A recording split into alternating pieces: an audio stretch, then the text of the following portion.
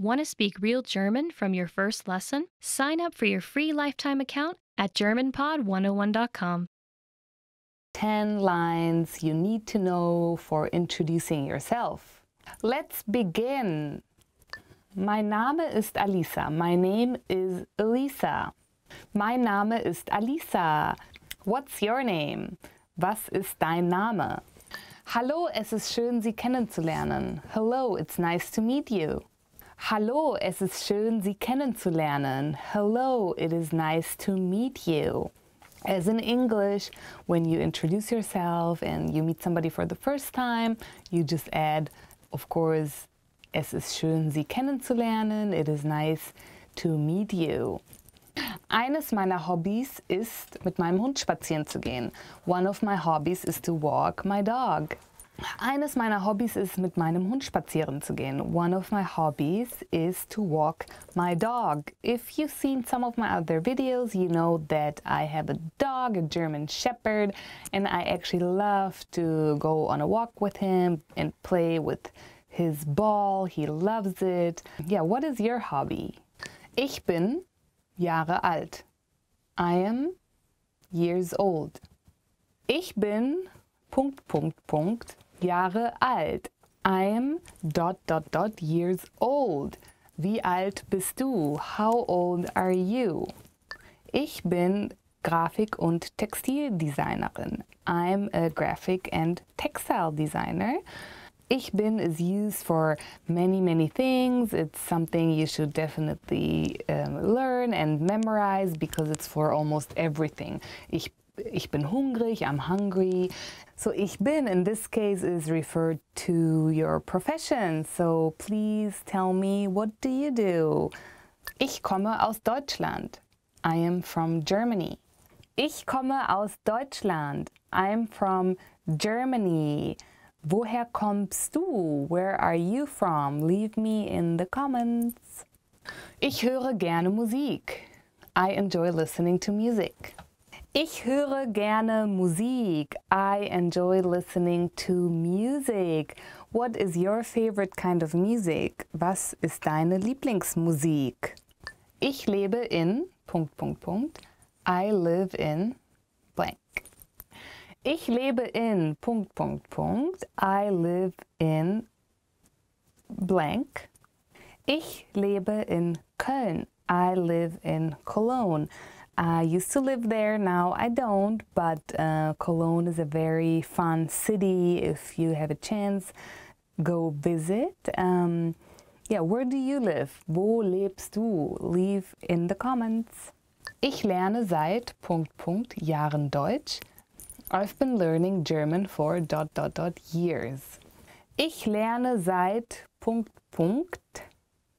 Deutsch. I've been learning German for blank. Obviously, I grew up talking German. Ich lerne Deutsch auf GermanPod101.com. I'm learning German at GermanPod101.com. Ich lerne Deutsch auf GermanPod101.com. I'm learning German at GermanPod101.com. How long have you been learning German with GermanPod101.com? Ein Mann und eine Frau schauen sich das Menü in einem Restaurant an. Was wird der Mann bestellen? Was wirst du bestellen? Die Pizza sieht lecker aus. Ich denke, die nehme ich. Ich hatte gestern schon Pizza, also... Okay, dann, wie wäre es mit Hamburger? Hört sich toll an. Das nehme ich.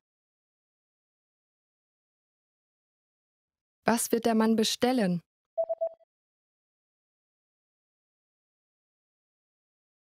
Ein Mann und eine Frau schauen sich das Menü in einem Restaurant an. Was wird der Mann bestellen? Was wirst du bestellen? Die Pizza sieht lecker aus. Ich denke, die nehme ich. Ich hatte gestern schon Pizza, also... Okay, dann, wie wäre es mit Hamburger? Hört sich toll an. Das nehme ich. Ein Mann ruft beim Arzt an. Um wie viel Uhr sollte er in der Arztpraxis sein? Hallo, wie kann ich Ihnen helfen? Um wie viel Uhr schließen Sie heute?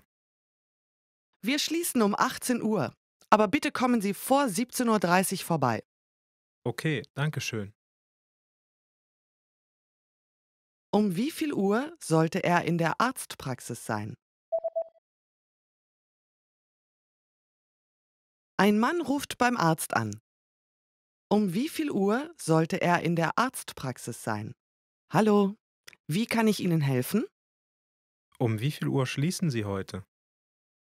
Wir schließen um 18 Uhr, aber bitte kommen Sie vor 17:30 Uhr vorbei. Okay, danke schön. Ein Junge liest in seinem Tagebuch.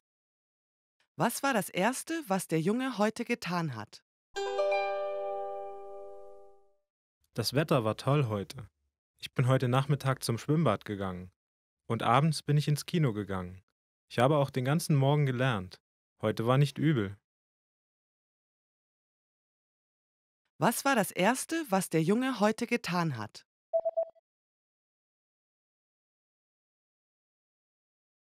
Ein Junge liest in seinem Tagebuch. Was war das Erste, was der Junge heute getan hat? Das Wetter war toll heute. Ich bin heute Nachmittag zum Schwimmbad gegangen. Und abends bin ich ins Kino gegangen. Ich habe auch den ganzen Morgen gelernt. Heute war nicht übel. Eine Frau und ein Mann schauen sich eine Fotografie an. Nach welchem Foto schauen sie? Das ist ein Foto des Fußballteams, in dem Ihr Sohn spielt, oder? Welcher davon ist Ihr Sohn? Dieser hier. Oh, er ist der Größte. Ja, er ist sogar größer als ich. Nach welchem Foto schauen Sie?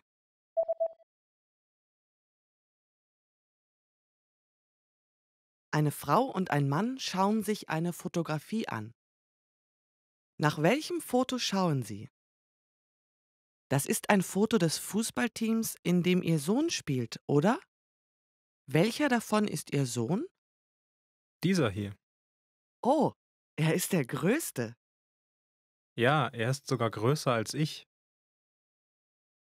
Eine Frau und ein Mann unterhalten sich. Wann werden sie sich einen Film anschauen?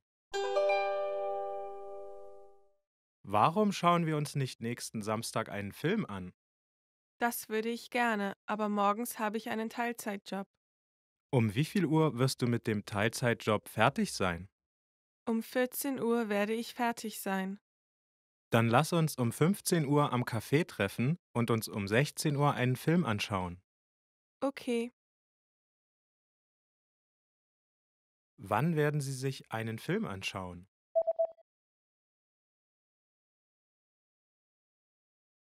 Eine Frau und ein Mann unterhalten sich. Wann werden sie sich einen Film anschauen? Warum schauen wir uns nicht nächsten Samstag einen Film an? das würde ich gerne, aber morgens habe ich einen Teilzeitjob. Um wie viel Uhr wirst du mit dem Teilzeitjob fertig sein? Um 14 Uhr werde ich fertig sein. Dann lass uns um 15 Uhr am Café treffen und uns um 16 Uhr einen Film anschauen. Okay,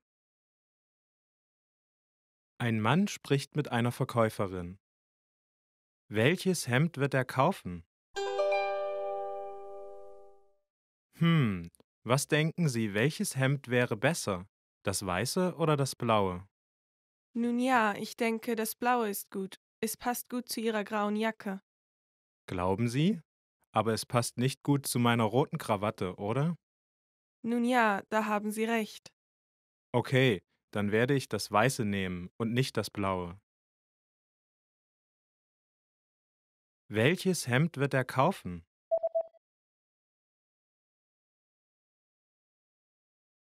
Ein Mann spricht mit einer Verkäuferin.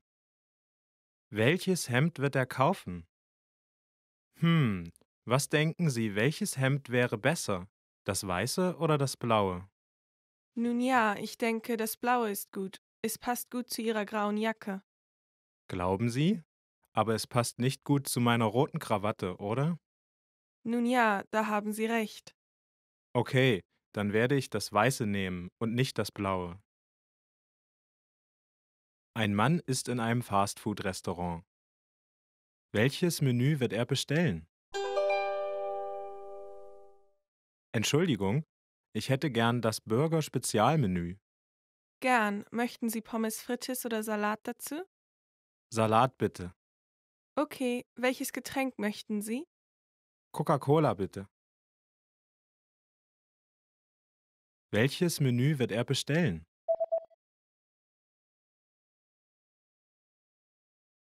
Ein Mann ist in einem Fastfood-Restaurant. Welches Menü wird er bestellen? Entschuldigung, ich hätte gern das Burger-Spezialmenü. Gern. Möchten Sie Pommes frites oder Salat dazu? Salat bitte. Okay, welches Getränk möchten Sie?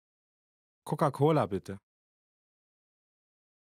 Eine Lehrerin backt gerade einen Kuchen. Welche Zutaten benutzt die Lehrerin? Heute werden wir einen Kuchen zubereiten. Verrühren Sie als erstes Butter und Zucker.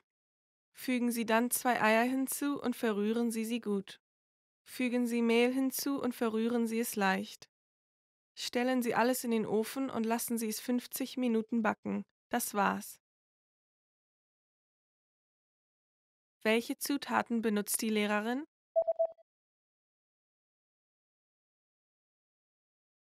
Eine Lehrerin backt gerade einen Kuchen. Welche Zutaten benutzt die Lehrerin? Heute werden wir einen Kuchen zubereiten. Verrühren Sie als erstes Butter und Zucker. Fügen Sie dann 2 Eier hinzu und verrühren Sie sie gut. Fügen Sie Mehl hinzu und verrühren Sie es leicht. Stellen Sie alles in den Ofen und lassen Sie es 50 Minuten backen. Das war's. Ein Mann und eine Frau unterhalten sich. Was werden sie als erstes tun? Was möchtest du heute machen? Ich möchte einen Kinofilm sehen. Okay, ich möchte ein Baseballspiel im Fernsehen anschauen. Außerdem möchte ich einkaufen gehen. Das Baseballspiel beginnt um 13 Uhr. Okay, dann lass uns zuerst den Film schauen und danach kannst du dir das Baseballspiel ansehen. In Ordnung. Dann gehen wir abends einkaufen. Was werden sie als erstes tun?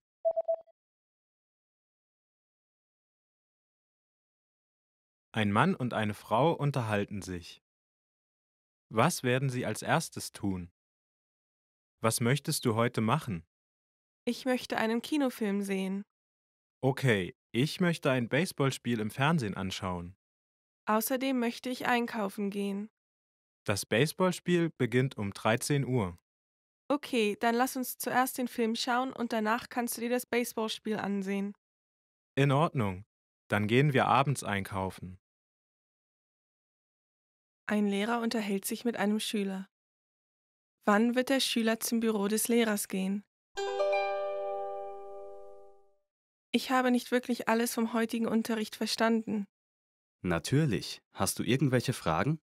Ja, sogar eine ganze Menge. Haben Sie jetzt gerade Zeit?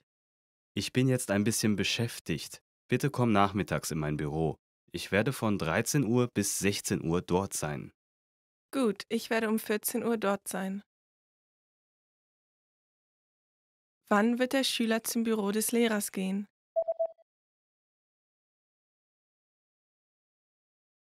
Ein Lehrer unterhält sich mit einem Schüler. Wann wird der Schüler zum Büro des Lehrers gehen? Ich habe nicht wirklich alles vom heutigen Unterricht verstanden. Natürlich. Hast du irgendwelche Fragen? Ja, sogar eine ganze Menge. Haben Sie jetzt gerade Zeit? Ich bin jetzt ein bisschen beschäftigt. Bitte komm nachmittags in mein Büro. Ich werde von 13 Uhr bis 16 Uhr dort sein. Gut, ich werde um 14 Uhr dort sein.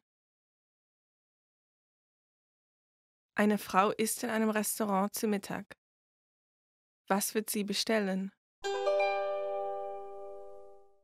Möchten Sie Kaffee oder Dessert nach dem Essen haben? Welche Desserts haben Sie? Wir haben Pudding und Apfelkuchen. Eigentlich möchte ich nur einen Kaffee bitte. Wollen Sie Zucker und Milch? Mit Milch bitte. Was wird sie bestellen?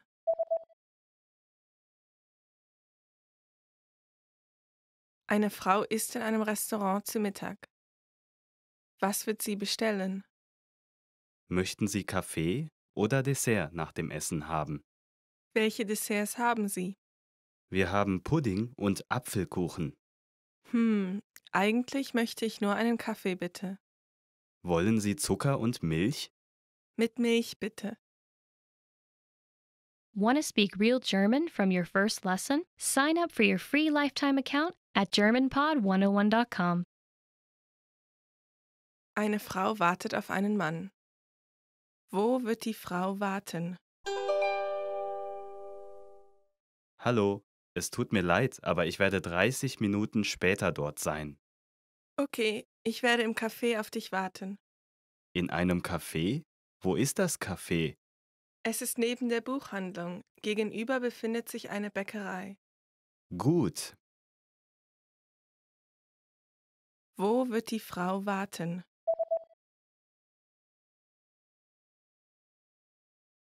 Eine Frau wartet auf einen Mann. Wo wird die Frau warten? Hallo, es tut mir leid, aber ich werde 30 Minuten später dort sein. Okay, ich werde im Café auf dich warten. In einem Café? Wo ist das Café? Es ist neben der Buchhandlung. Gegenüber befindet sich eine Bäckerei. Gut.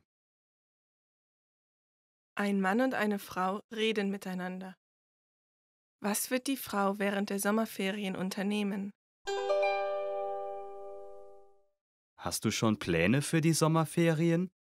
Noch nicht. Ich denke, dass ich gerne ans Meer oder in die Berge fahren würde. Ich werde mit meinen Freunden ans Meer fahren.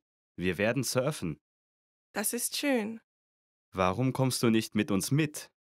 Das hört sich nach viel Spaß an. Ja, ich werde mit euch mitkommen. Was wird die Frau während der Sommerferien unternehmen?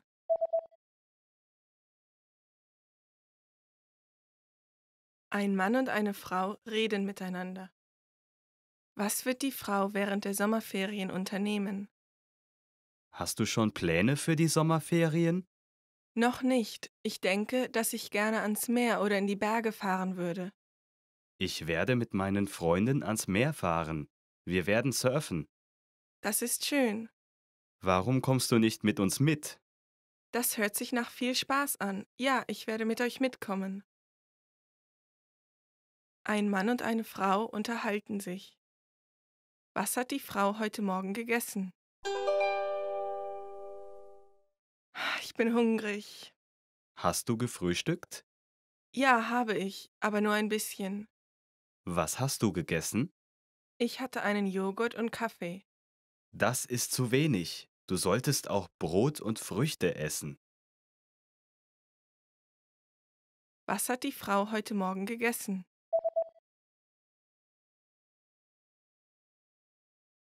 Ein Mann und eine Frau unterhalten sich. Was hat die Frau heute Morgen gegessen? Ich bin hungrig. Hast du gefrühstückt? Ja, habe ich, aber nur ein bisschen. Was hast du gegessen? Ich hatte einen Joghurt und Kaffee. Das ist zu wenig. Du solltest auch Brot und Früchte essen. Eine Frau ist in einem Kaufhaus. In welche Etage wird sie gehen? Entschuldigen Sie, wo befindet sich die Kinderkleidung? Sie befindet sich in der 5. und 6. Etage. Haben Sie auch Babykleidung? Ja, wir haben viel Babykleidung in der 6. Etage. Vielen Dank, ich werde dort gucken. In welche Etage wird sie gehen?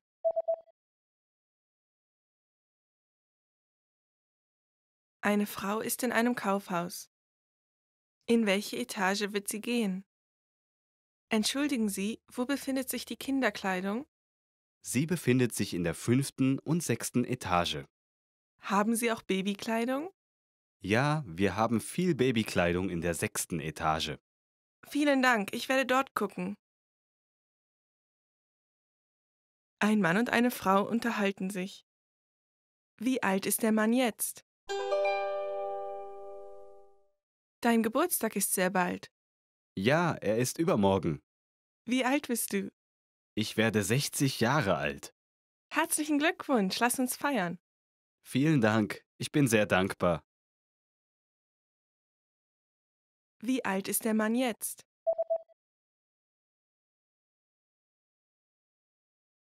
Ein Mann und eine Frau unterhalten sich. Wie alt ist der Mann jetzt? Dein Geburtstag ist sehr bald. Ja, er ist übermorgen. Wie alt bist du? Ich werde 60 Jahre alt. Herzlichen Glückwunsch, lass uns feiern. Vielen Dank. Ich bin sehr dankbar. Eine Frau schaut sich Kleidung in einer Boutique an. Was wird sie kaufen? Der blaue und der weiße Rock, ich mag sie beide. Ja, der weiße Rock verkauft sich gut. Der blaue ist ein bisschen teuer. Ja, aber er steht Ihnen. Ich kann sie mir nicht beide leisten. Ich werde den weißen kaufen. Okay, vielen Dank. Was wird sie kaufen?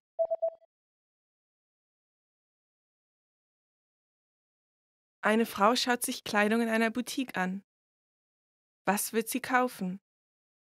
Der blaue und der weiße Rock, ich mag sie beide. Ja, der weiße Rock verkauft sich gut. Der blaue ist ein bisschen teuer. Ja, aber er steht Ihnen. Ich kann sie mir nicht beide leisten. Ich werde den weißen kaufen. Okay, vielen Dank. Ein Mann und eine Frau unterhalten sich. Wie viele Leute kommen insgesamt zu der Party? Die Party findet morgen statt. Wer kommt zur Party? Wir zwei meiner Freunde und der Lehrer. Das macht 5. Oh, der Lehrer kommt mit seiner Frau. In Ordnung. Wie viele Leute kommen insgesamt zu der Party?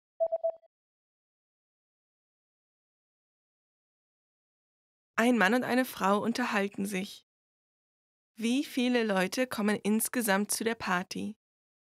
Die Party findet morgen statt. Wer kommt zur Party? Wir zwei meiner Freunde und der Lehrer. Das macht 5. Oh, der Lehrer kommt mit seiner Frau. In Ordnung. Eine Frau hat ein Bett gekauft. Wo wird sie es hinstellen? Dieses Bett ist groß. Ja, ich kann es nicht neben die Tür stellen. Lass es uns ans Ende des Zimmers stellen. Sollen wir es in die Mitte stellen? Nein, lass es uns in die Ecke stellen. Okay, klingt gut. Kannst du mir helfen, es anzuheben? Wo wird sie es hinstellen?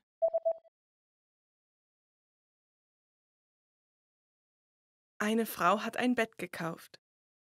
Wo wird sie es hinstellen? Dieses Bett ist groß. Ja, ich kann es nicht neben die Tür stellen. Lass es uns ans Ende des Zimmers stellen. Sollen wir es in die Mitte stellen? Nein, lass es uns in die Ecke stellen. Okay, klingt gut. Kannst du mir helfen, es anzuheben? Ein Lehrer spricht mit seinen Schülern. Was werden die Schüler mitbringen? Morgen gehen wir in ein Museum. Bringt einen Stift und ein Notizheft und etwas zu trinken mit. Wir werden im Restaurant des Museums zu Mittag essen. Also braucht ihr keine Sandwiches mitzubringen. Wie ist es mit einem Regenschirm? Es könnte regnen. Bitte bringt einen mit. Okay. Was werden die Schüler mitbringen?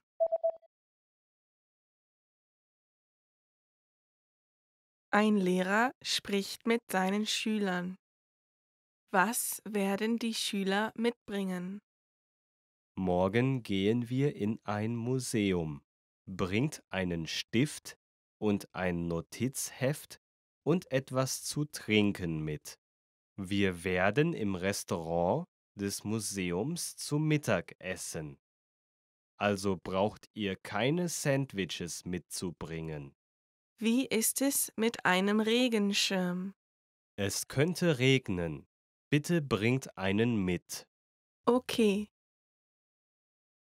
Ein Mann und eine Frau unterhalten sich. Wann werden sie eine Massage bekommen? Ein Freund hat gerade eine neue Wellness-Einrichtung eröffnet. Eine Wellness-Einrichtung? Da möchte ich hin. Hast du am Samstag Zeit? Am Samstag bin ich beschäftigt. Wie wäre es mit Sonntag? Am Sonntag haben sie zu. Also wie wäre es mit Freitag? Okay. Wann werden sie eine Massage bekommen?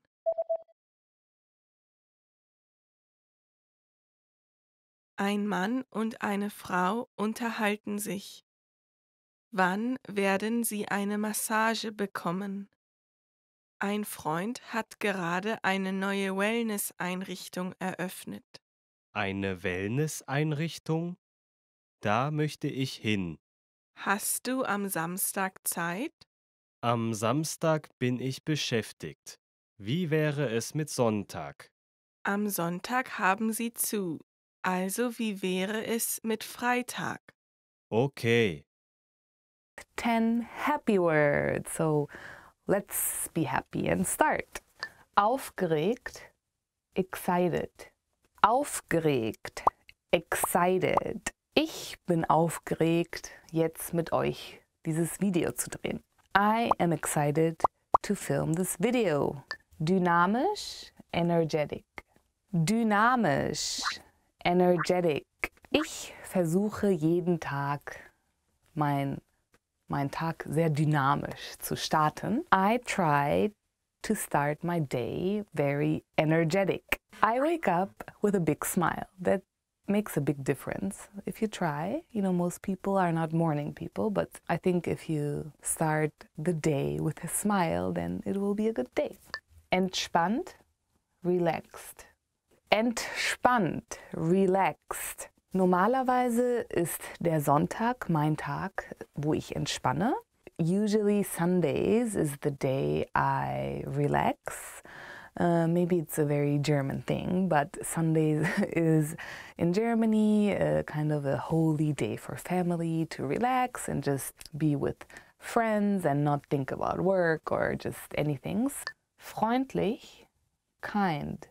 Freundlich, kind. Meine Nachbarin ist sehr freundlich. My neighbor is very kind. Yeah, I think when you get along, especially with neighbors, that's very nice. And sometimes, if you need something, you can just ring the bell and ask for certain things. So it's always good to be a kind neighbor. Remember that. Glücklich, happy. Glücklich, happy. Jeden Tag sollte man glücklich verbringen. Every day should be a happy day. Well, yeah, some of you who have been following my videos maybe know that usually I'm very happy. It actually takes a lot for me not to be happy. So, yeah, I think it's very positive and good for yourself to always be happy and learn German happily. Hoffnungsvoll, hopeful. Hoffnungsvoll, hopeful. Ich bin hoffnungsvoll, dass mein nächster Urlaub sehr gut sein wird. I am hopeful that my next summer vacation will be very good. I think we all look forward to our summer vacations, and yeah, let me know what you have planned. Lachen, to laugh. Lachen, to laugh. Lachen ist ansteckend. To laugh is contagious.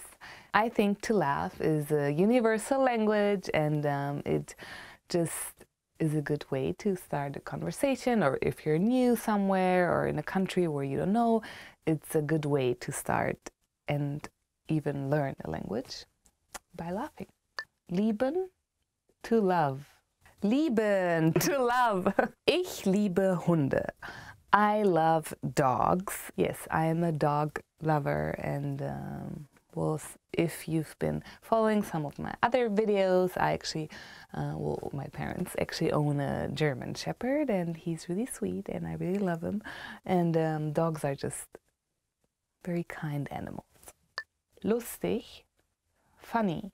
Lustig, funny. Ich liebe lustige Filme. I love funny movies. Well, comedies, funny movies are such a good way to spend, for example, a Sunday afternoon.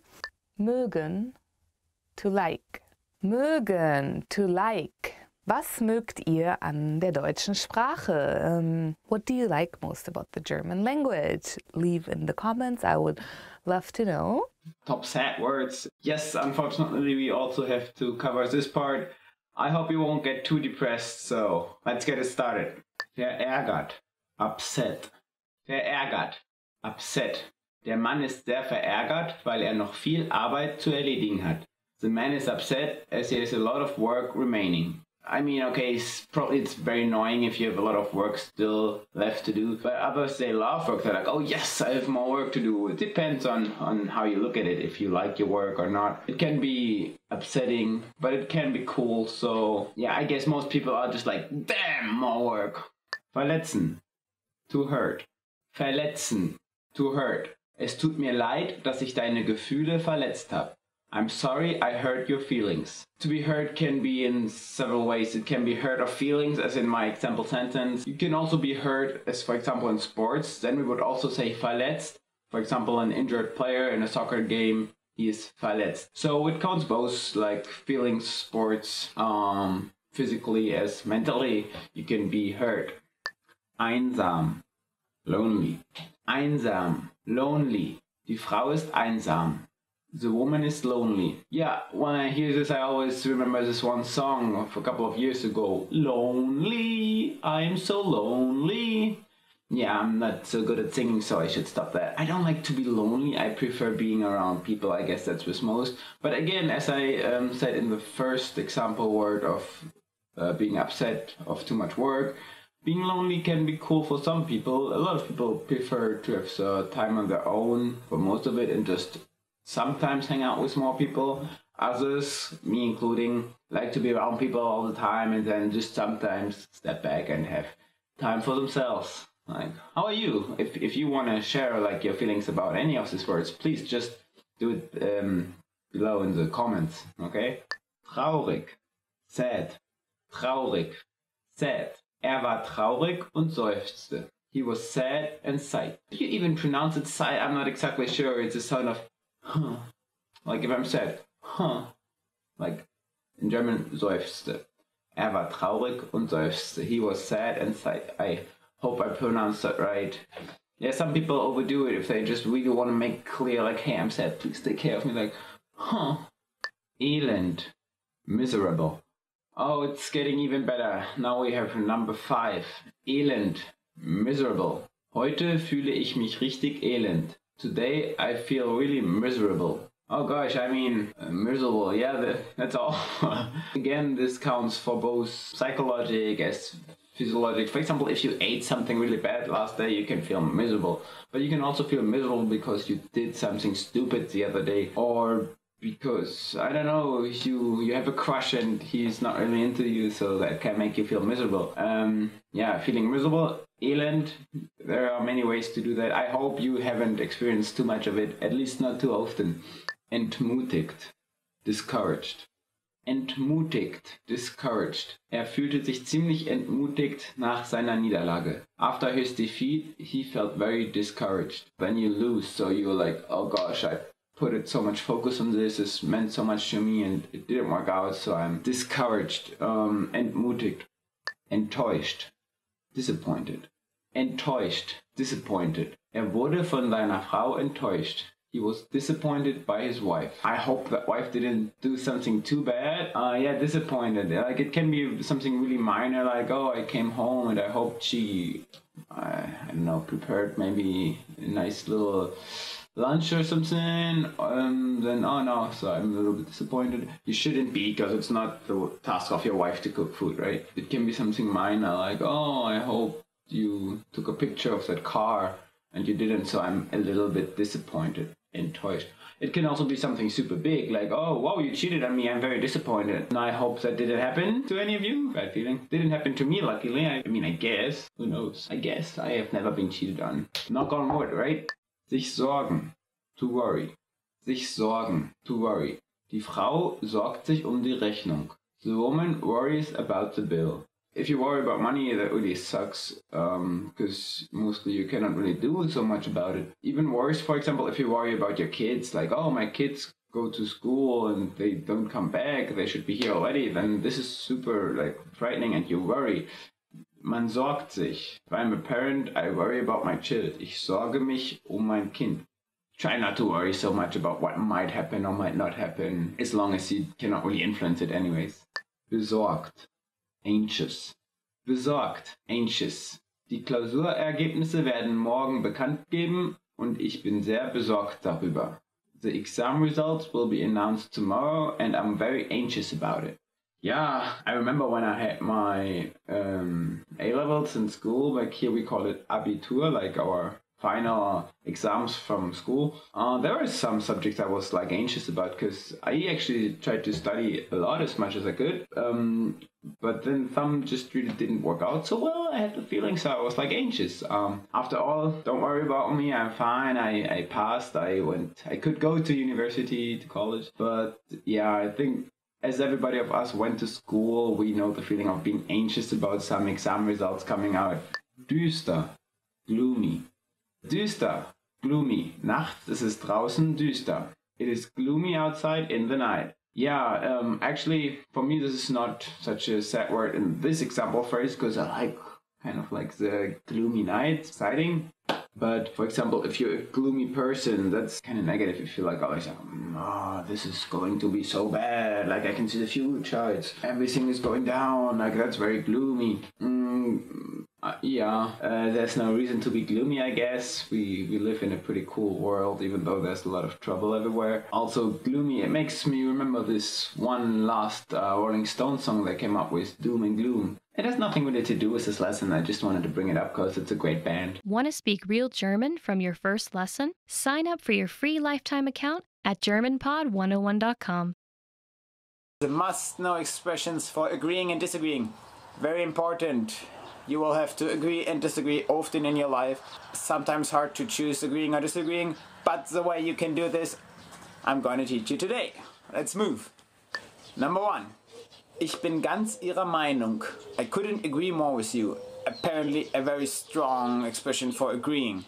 In an argument, I don't know, it could be used at work or family, friends, for any group of people, you could use this. And there's a debate and you really strongly agree with one side, then you totally can go for this. Ich bin ganz Ihrer Meinung. I couldn't agree more with you. If you're not as certain, and here we come for number 2. Nun, ich bin nicht sicher. Well, I'm not sure. This is a way you kind of neither agree nor disagree. It's something in between. If you really don't know what's right, what's wrong, you could use this. It leaves it open, so yeah, even if people ask you something in German maybe and you're not sure how to answer because you maybe also didn't fully understand the question, go for Ich bin nicht sicher, I'm not sure, then at least you don't make a wrong decision you might regret later, right? Number 3, easy one, natürlich, of course. So, for example, if I ask you, do you like learning German with German Pod 101? Your answer would be natürlich, of course. Number 4. Ich denke schon. I guess so. I would agree, but I'm not 100% sure. You're leaning towards one side, but don't want to fully fall out of it, right? Ja, Sie haben recht. Yes, you're right. The way I imagine it, of course, is like if you're in a dispute maybe with somebody and then you want to admit, okay, he's right for a thing, but then also bring on your own arguments or points. You can say, yes, you're right with this. Ja, Sie haben recht. But, and then put your own point. As easy as that. On the other hand, Sie liegen falsch. You're wrong. That's like if you're really like arguing and want to say, no, what you say is just completely wrong. Try probably not to say it with this harsh German accent. Sie liegen falsch. That's bad. That's very aggressive. Say more like nein, Sie liegen falsch. Try to say it carefully, then people don't misunderstand it and won't think you just want to fight. Vielleicht. Maybe. Yeah, that's a very vague answer for anything. It doesn't really help anybody if you say vielleicht. Hey, do you come to my birthday party tomorrow? Vielleicht. Oh, do you want to go shopping with me next week? Vielleicht. See, it's not like a very satisfying answer. Maybe it's sometimes a good option if you don't want to disappoint a person by disagreeing, but you also don't want to agree. So you just say, vielleicht. Call me, maybe. Ruf mich vielleicht an. Ich stimme nicht zu. Nein. I don't agree. No. That makes it really clear that you're really not agreeing. It's important to make your point clear. It's important to not only agree for the sake of agreeing. Sometimes you have different opinions, and then it's important to stand up for yourself and say, hey, I don't agree. Ich stimme zu. I agree. Yeah, very easy. I agree. Whatever you agree on, you can say, hey, I agree. Ich stimme zu. Ich stimme zu. Nobody will complain about you agreeing. I agree. Sometimes I talk too much here. See, I hope you disagree. Das ist wahr. That's true.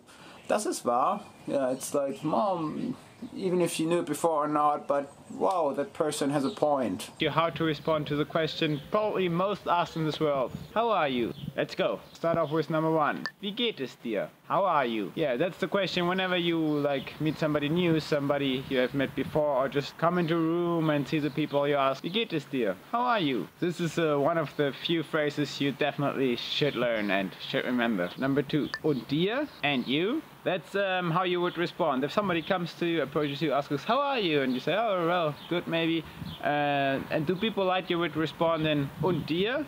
And you? Just to show also the interest that you want to know, hey, are you fine? And that you care how the other person is feeling. Number 3. Wie ging es dir in letzter Zeit? How have you been recently? This is, you probably ask this when you have like a friend or family member or just somebody you know better than just anybody, but you haven't seen this person in a while. So you want to know, like, oh, in this period where I haven't seen you, like, have you been doing good? Was there anything you want to talk about or any bigger news? So you just say, hey, wie ging es dir in letzter Zeit? How have you been recently? It's really just like shows that, oh, I realized I haven't seen you in a while, but I want to know, have you been doing fine? Number 4, vielen Dank für die Nachfrage. Thank you for asking. If you appreciate that the person asks about how are you, maybe because the person knows that you've been sick recently or that there's been problems, and you want to show, hey, it's cool, I appreciate you caring for me, you care, or like, how am I doing? Then you can say, oh, vielen Dank für die Nachfrage, thank you for asking. It's just like a nice way to make the other person also know, hey, you realize that the person cares for how you're doing.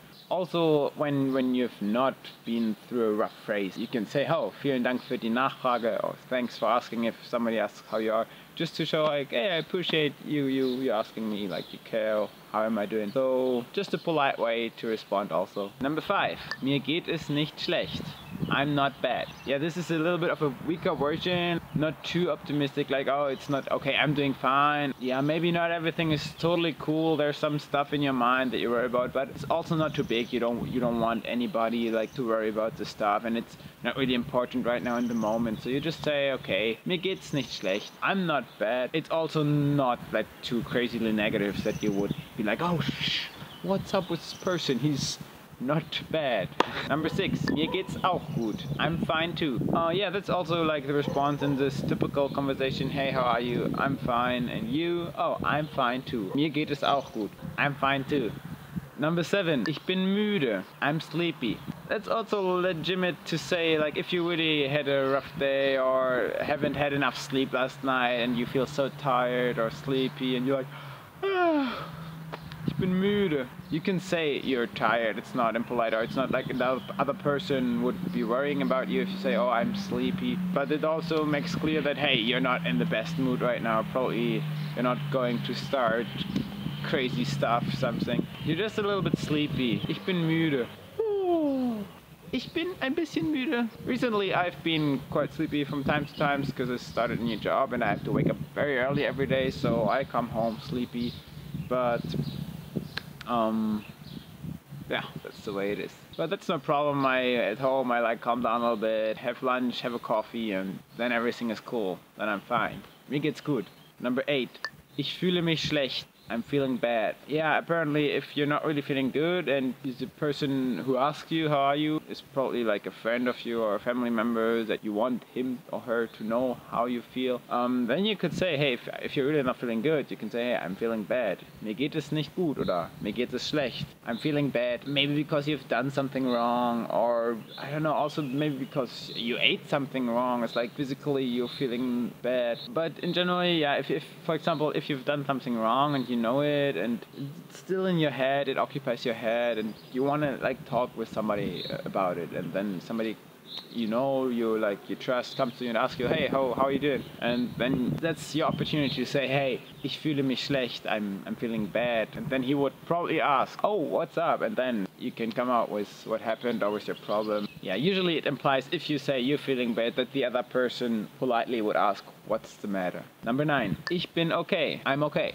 That's also just like, hey, yeah, I'm fine. Nothing really to talk about. Also implies that you're not doing really great, but really you don't want to talk about anything. Maybe you actually feel bad, like in the previous example, you're feeling bad, but you really don't want to talk about it with a person. Then you would just say, ich bin okay. I'm okay. Sometimes also the other person maybe would ask, what's up? Like, why are you not doing fine?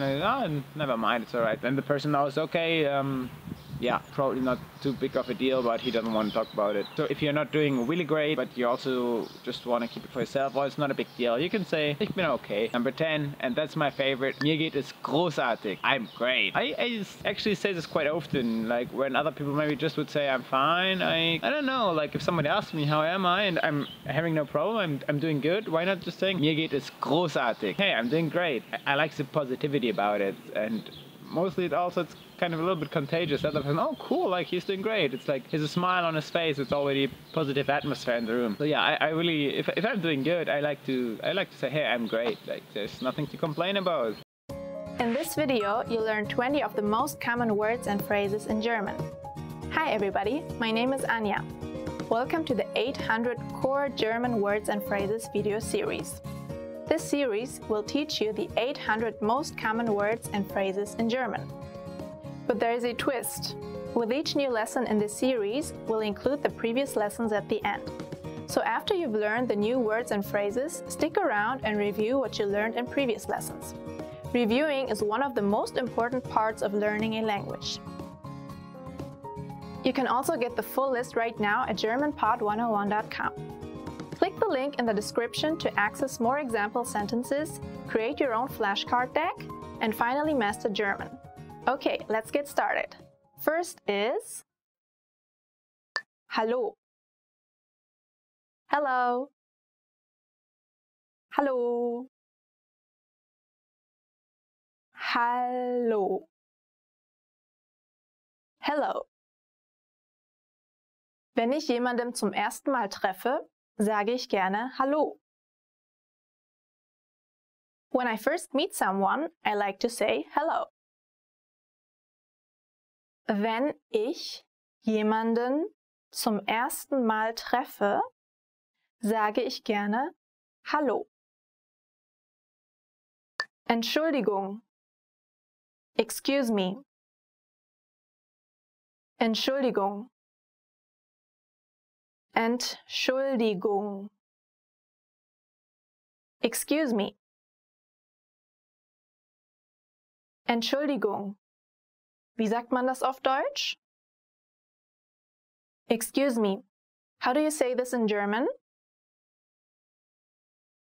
Entschuldigung.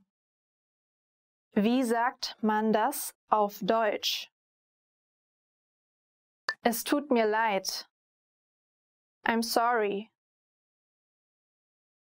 Es tut mir leid. Es tut mir leid. I'm sorry. Es tut mir leid, er ist im Augenblick nicht da. I'm sorry, he's not here right now. Es tut mir leid. Er ist im Augenblick nicht da. Gute Nacht. Good night. Gute Nacht. Gute Nacht. Good night. Die Frau wünscht ihrem Mann eine gute Nacht. The woman wishes her husband a good night. Die Frau wünscht ihrem Mann eine gute Nacht. Freut mich, Sie kennenzulernen. Nice to meet you. Freut mich, Sie kennenzulernen. Freut mich, Sie kennenzulernen. Nice to meet you. Hallo Peter, mein Name ist Richard und es freut mich, dich kennenzulernen.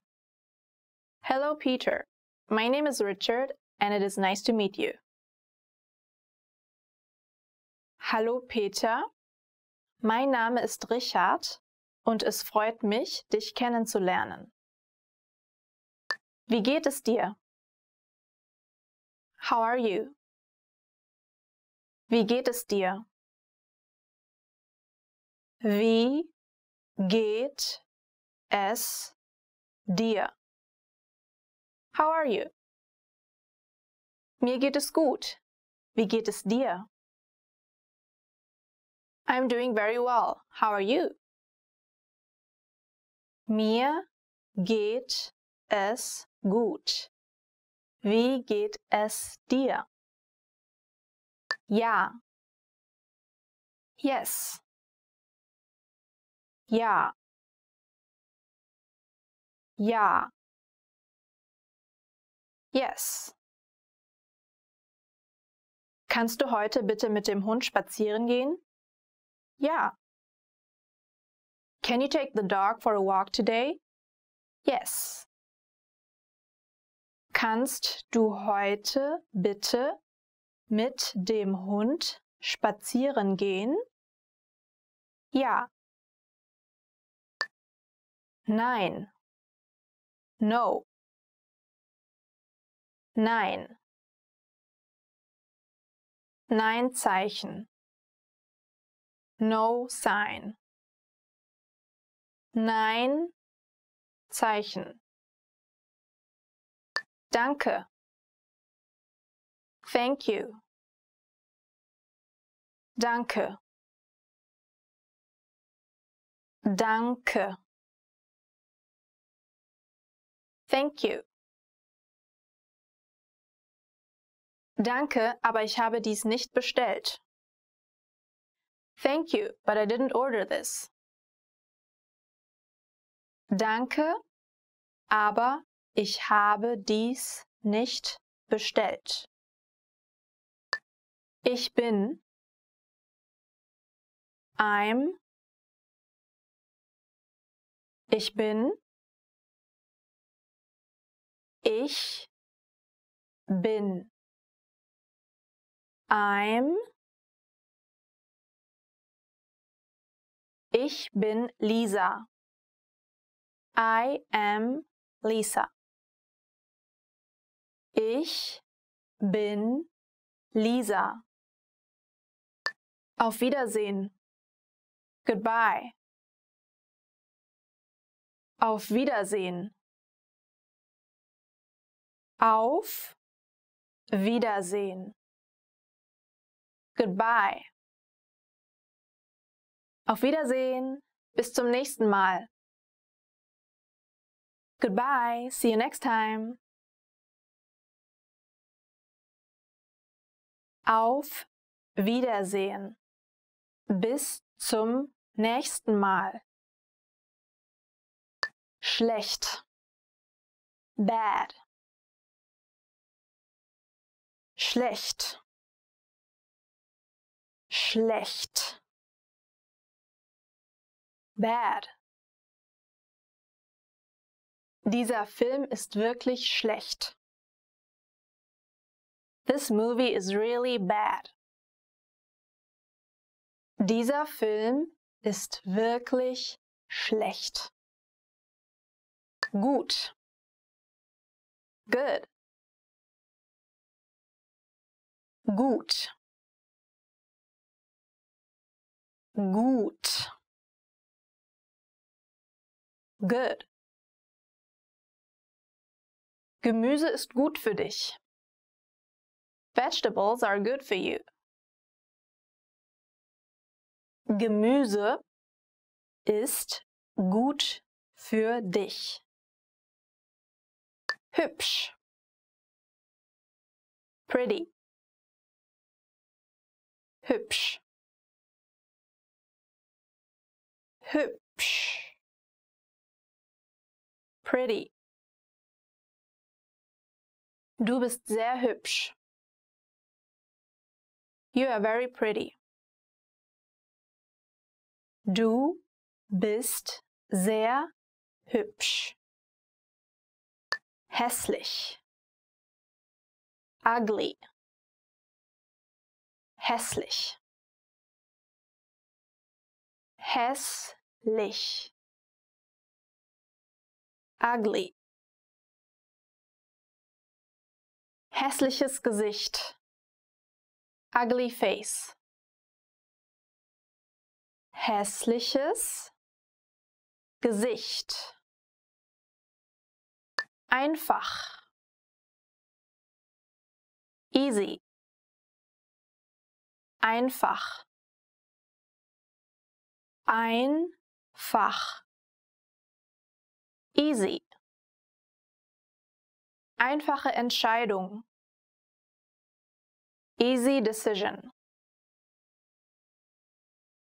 Einfache Entscheidung. Schwierig. Difficult. Schwierig. Schwierig. Difficult. Sehr schwierig. Very difficult. Sehr schwierig. Nahe. Near. Nahe. Nahe. Near. Ich wohne ganz nahe am Bahnhof. I live very close to the station. Ich wohne ganz nahe am Bahnhof. Weit. Far. Weit. Weit. Far. Die Frau guckt auf etwas, das weit entfernt ist. The woman is looking at something far away. Die Frau guckt auf etwas, das weit entfernt ist. Klein. Small. Klein. Klein. Small. Kleines Küken. Small chick. Kleines Küken. Remember, the goal of the series is to build a vocabulary of the 800 most common words and phrases in German. If that sounds like a lot, don't worry. We can help you. Click the link in the description to access the full list. You'll also get example sentences, custom flashcards decks, and more learning resources at GermanPod101.com. See you next time! Auf Wiedersehen! 10 phrases to help you in an emergency. Alright. Bitte rufen Sie die Polizei. Bitte rufen Sie die Polizei. Call the police, please. Yeah, so if you got caught in an emergency, then you can just say to someone, call the police, please. Haben Sie Fieber? Haben Sie Fieber? Do you have a fever? So if someone's not feeling well or looks really sick, or if you're at the doctor, then he might ask, haben Sie Fieber? Ich habe meinen Reisepass verloren. Ich habe meinen Reisepass verloren. I lost my passport. I once thought I had lost my passport, but then luckily I found it in my suitcase, so I was safe. Nothing happened. Ich glaube, ich habe etwas Schlechtes gegessen. Ich glaube, ich habe etwas Schlechtes gegessen. I think I ate something bad. So when you're not feeling well, when you have a stomach ache, then you would say, ich glaube, ich habe etwas Schlechtes gegessen. Ich brauche einen Arzt. Ich brauche einen Arzt. I need a doctor. If you want someone to call an ambulance, then you would be like, ich brauche einen Arzt. But that sounds really, really urgent. Ich finde den Weg nicht zurück zu meinem Hotel. Ich finde den Weg nicht zurück zu meinem Hotel. I can't find the way back to my hotel. So if you're, for example, in a foreign country and you took a walk and you got lost suddenly, then you could go to some person and say, ich finde den Weg nicht zurück zu meinem Hotel. Can you help me, please? Können Sie mir helfen? Gibt es eine Apotheke in der Nähe? Gibt es eine Apotheke in der Nähe? Is there a pharmacy nearby? So in Germany there are many different pharmacies. They're called Apotheke, like Sonnenapotheke or something Apotheke. They all have different names. And it's also a very common occupation to be an Apotheker, to be a pharmacist. Ich habe mich verlaufen. Ich habe mich verlaufen. I'm lost. And then you could add, can you help me please? Können Sie mir helfen? Ich brauche einen Krankenwagen. Ich brauche einen Krankenwagen. I need an ambulance. When something really, really bad happened, like you broke your leg or you're suffering under really, really bad pain, then you would say, ich brauche einen Krankenwagen. Or, könnt ihr einen Krankenwagen rufen? Can you please call an ambulance? Bitte rufen Sie die Feuerwehr. Bitte rufen Sie die Feuerwehr. Please call the fire department. If you see a fire somewhere, if your house is burning, then say to someone, bitte rufen Sie die Feuerwehr. Or just, Feuerwehr. Top 10 phrases your parents always say. Once you're a parent, you know that's useful stuff. Let's go. Sei vorsichtig. Be careful. Sei vorsichtig. Sei vorsichtig. Be careful. I myself had this a lot as a kid. I guess all the parents say this all the time because they want the children to be safe. But it's just natural for children. They want to play in the dirt. They want to play with sticks, do some stuff that's maybe a little bit dangerous. So you're always going to hear, sei vorsichtig. Be careful. So I'm the one telling, be careful. But yeah, I was once the one always listening to it. Be careful. Sei still. Be quiet. Sei still. Sei still. Be quiet. That's a bit more like an annoyed one if you're really sick of your kid, like, and then you say, be quiet. Sei still. Yeah, it's not very nice to say, that's for sure, but I think many parents know the situation when the kid always wants all the attention and maybe you're focused on something, so you just wanted to shut up. So you say, be quiet. Sei still. Try not to say it, it's not so nice, but at some point you just cannot stand it anymore, so you say like, oh, be quiet. Sei still. Benimm dich. Behave. Benimm dich. Benimm dich. Behave. Actually, not only kids hear this from their parents. I could say, like, my girlfriend tells this to me, like, oh, come on, Henrik, behave. Yeah, so for little kids and for big kids. Mach deine Hausaufgaben. Do your homework. Mach deine Hausaufgaben. Mach deine Hausaufgaben. Do your homework. Actually, that's not only parents saying, also your teachers. I'm your teacher, so please, do your homework. Oh wait, I'm not giving you homework, right? I should work on that. I come up with some next time, okay? Geh ins Bett. Go to bed. Geh ins Bett. Geh ins Bett. Go to bed. Well, as I'm a young parent myself, I know that's a very hard one, because My little boy never wants to go to bed. I can understand, I like to stay up late, so probably do you, I don't know. But yeah, important to know, but I think even knowing the sentence, it doesn't really help a lot, because just by saying go to bed, I rarely see an effect on this. Yeah, you have to come up with something better than just saying go to bed to make a kid go to bed, really. That's my experience. Ich werde bis 3 zählen. I'm going to count to 3. Ich werde bis 3 zählen. Ich werde bis 3 zählen. I'm going to count to 3. Not sure if that really works with most of the kids. 1, 2, 3. 1, 2, 3. Next one. Aufhören. Stopp. Aufhören. Aufhören. Stop. If you think now that also our traffic signs, the stop signs would say aufhören, no, they're also stop. But it could be more like stop it. Hör auf. Aufhören. You could say both. You could say aufhören or hör auf. I think the hör auf is a bit more like sounds strict and direct. So like really stop it. Don't stop watching. Nicht aufhören. Schalte den Fernseher jetzt aus.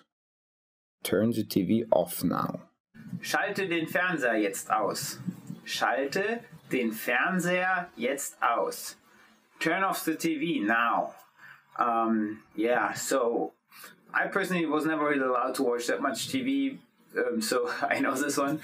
But I think it's good. Children shouldn't always just watch TV. They should rather watch YouTube, German Pod, or something like that. So turn off the TV, turn on German Pod 101. There you go. Was habe ich gerade gesagt? What did I just say? Was habe ich gerade gesagt? Was habe ich gerade gesagt? What did I just say? Classic. Oh, what did I just say? Again, probably parents are being pretty serious when they say, what did I just say? They really want to do the stuff that you're supposed to do. What did I just say? Next one. Hast du deine Zähne geputzt? Did you brush your teeth? Hast du deine Zähne geputzt? Hast du deine Zähne geputzt? Did you brush your teeth? Yeah, always brush your teeth. Otherwise, the bad bacteria come and you get that tooth pain, all the stuff you don't want to. So yeah, could be a parent saying, could be the dentist. Either way, very important. Always brushing your teeth in the morning, in the afternoon. Did you brush your teeth? The top 10 must-know vocabulary for the restaurant. In case you're hungry, you want to get out, or just like have a nice dinner with your girlfriend. Kellner. Waiter. Kellner, waiter. Kellner, die Rechnung bitte. Waiter, the bill please. Yeah, that's when you're asking for the bill. That's the sad part about the waiter, he wants to be paid. Yeah, honestly, here in Germany, many people even have worked as a waiter while studying or before really making the big money. You need some money, so it's very common to go to restaurants, bars. I worked for a fast food chain, the one with the big golden M. Yeah, I worked there a little bit as a waiter. Some people love it. For me, it was not the most fun, but at least I was happy when I could, yeah, when the people asked for the bill, because I knew I was doing it for the money. Speisekarte. Menu. Next one is Speisekarte. Menu. Kann ich bitte die Speisekarte sehen? Can I see the menu? Yeah, so that's also very important if you go to a restaurant and it's not just this fast food chain where you already know what to order, milkshake, fries and some cheeseburgers. No, if you go to a real restaurant, then of course you want to see the menu, check out what they have. Maybe they have a special offer for the day, or especially when you're traveling, when you come here to Germany where you can actually use those words, then of course, oh, you might want to try some real German classic food. Like Bratwurst, Currywurst, or Schnitzel. Yeah, then ask for the menu, für die Speisekarte, and you'll find out what's the best choice, right? Bestellung. Order. Next one, Bestellung. Order. Rufe an, eine Bestellung aufzugeben. Call to place an order. Yeah, this is also very common, for example, all those pizza places where you just call, so it's like delivery restaurants basically, so you don't have to go there, look at the menu and eat in the restaurant. You can also easily order from home by phone, and they deliver the food. It's like, yeah, if you want to have a nice evening in front of the TV, yeah. Pizza is the best example. Like mostly when I eat pizza, it's ordered pizza. Yeah, what's better than having a big family picture, your girlfriend and a glass of beer watching a cool movie on a Sunday evening? Wasser, water. Wasser, water. Bitte bringe mir mal ein Glas Wasser. Please bring me a glass of water. Here you gotta be careful in a restaurant. If you order water, you always gotta pay here in Germany. I know in many other countries it's included, like you can get water for free everywhere, even sometimes Coke or Sprite. Now here in Germany, whatever drink you order, you will have to pay it. So if you just want to order water because you think it's free, yeah, they know it will appear on the bill. So just order what you really want to drink. Hauptgericht, Main Course. Hauptgericht, Main Dish. Das Hauptgericht heute Abend ist gegrillter Fisch. Tonight's main dish is grilled fish. Oh, I do love fish. I do love grilled fish. I don't know about you. We have a little fireplace here at my place. So what I did with friends sometimes, I have one friend who goes fishing, so he brought a few very fresh fish. And then, yeah, we put them on sticks and we grilled them. So homemade grilled fish was our Hauptgericht, our main course. Nachtisch, dessert. Okay, the next one after the main menu follows the dessert. Nachtisch. Wir essen jeden Sonntag bei mir zu Hause Kuchen zum Nachtisch. We eat cake at my house every Sunday night for dessert. I'm not a big fan of desserts usually. I don't like so much sugars and all the sweet. I'm more a fan of salty stuff. But actually this phrase, we eat cake at my house every Sunday night for dessert, kind of reminds me indeed of what I like. Being with my family, having coffee, having cake in the afternoon. Yeah, for those opportunities I become somebody who really likes the sweet stuff. Not a big fan of ice cream or chocolate too much, but a piece of cake with a cup of coffee. Yeah, I wouldn't say no to that. Küchenchef, Chef. Next one, Küchenchef, Chef. Der Küchenchef bereitet das Essen zu. The chef is preparing the dish. Yeah, Küchenchef is like a big word in Germany. It's correct, but also most people in generally you just say the cook, der Koch. Yeah, Küchenchef is correct, even especially if it's in a big restaurant. They do really like quality food, and he has a big team of cooks because it's just too much to do on his own. So probably he would feel like insulted just calling him a cook. Yeah, Küchenchef could be literally translated also as the boss of the kitchen. That makes sense in an environment where he has many co-workers. But if it's just a chef, just like a single person cooking, then we would rather say Koch, which is cook. Fast food, fast food. Fast food, fast food. Yeah, also in Germany we say fast food. Burger und Pommes gelten als fast food. Burgers and fries are considered fast food. Indeed, yeah, I mentioned this earlier. It's just like when you go to McDonald's or, I don't know, Burger King, whatever, any fast food restaurant, you don't really check the menu. Only maybe sometimes if you're not sure what you want to take, but in general you will know you have a burger, fries, and probably a Coke or a milkshake.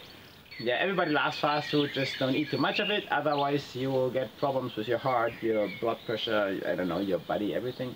But yeah, every once in a while it's pretty delicious. Huh? Restaurant, restaurant. Next one, Restaurant, restaurant. Unser Lieblingsrestaurant ist heute Nacht voll.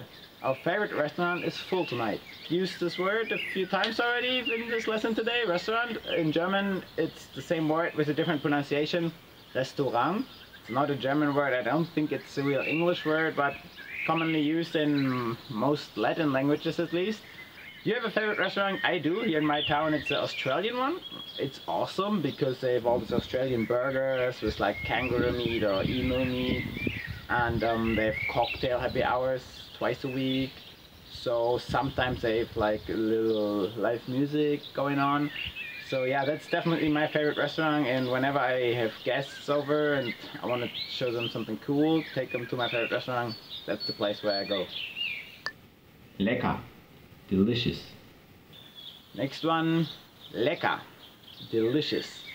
Schokoladenkuchen ist ziemlich lecker. Chocolate cake is pretty delicious.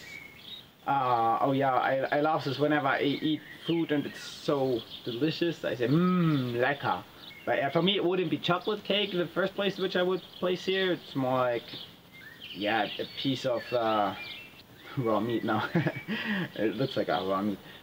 No, more like, I don't know, like, but yeah, meat, like a chicken wing or salty stuff, really. Like a burger. I know I said don't eat too much fast food, but from time to time it's just really delicious, super lecker. So yeah, but if you prefer the sweets, then Schokoladenkuchen, chocolate cake is what you should go for. Want to speak real German from your first lesson? Sign up for your free lifetime account at GermanPod101.com. Hi everyone, I'm Gabriella. How are your German listening skills? In this video, you'll have a chance to test them out with a quiz. First, you'll see an image and hear a question. Next comes a short dialogue. Listen carefully and see if you can answer correctly. We'll show you the answer at the end. Are you ready? Eine Frau fragt einen Verkäufer nach etwas in einem Buchladen. Welches Buch möchte die Frau sehen?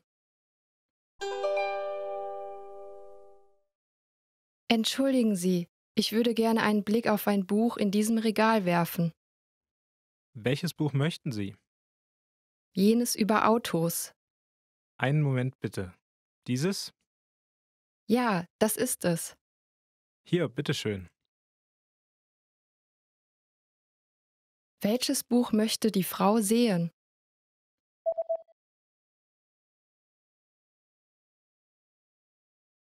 Eine Frau fragt einen Verkäufer nach etwas in einem Buchladen. Welches Buch möchte die Frau sehen? Entschuldigen Sie, ich würde gerne einen Blick auf ein Buch in diesem Regal werfen. Welches Buch möchten Sie? Jenes über Autos. Einen Moment bitte. Dieses? Ja, das ist es. Hier, bitteschön. Ein Mann und eine Frau schauen sich das Menü in einem Restaurant an. Was wird der Mann bestellen? Was wirst du bestellen? Die Pizza sieht lecker aus. Ich denke, die nehme ich. Ich hatte gestern schon Pizza, also... Okay, dann, wie wäre es mit Hamburger? Hört sich toll an. Das nehme ich. Was wird der Mann bestellen?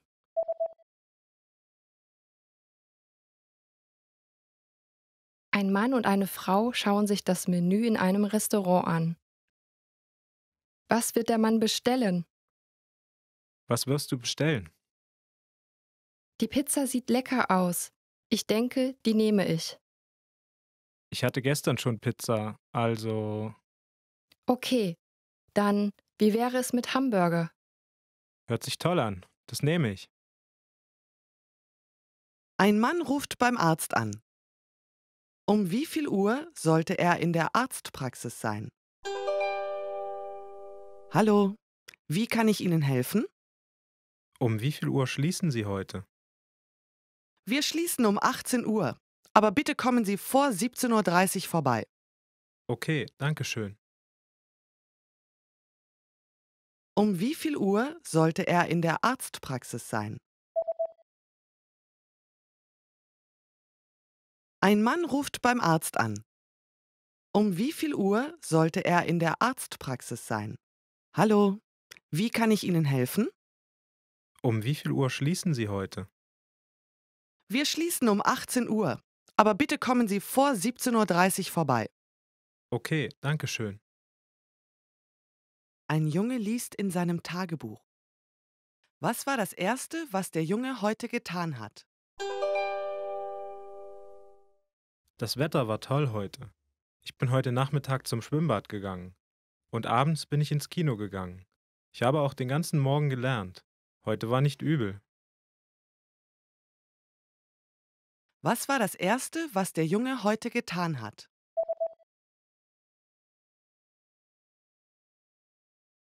Ein Junge liest in seinem Tagebuch. Was war das Erste, was der Junge heute getan hat?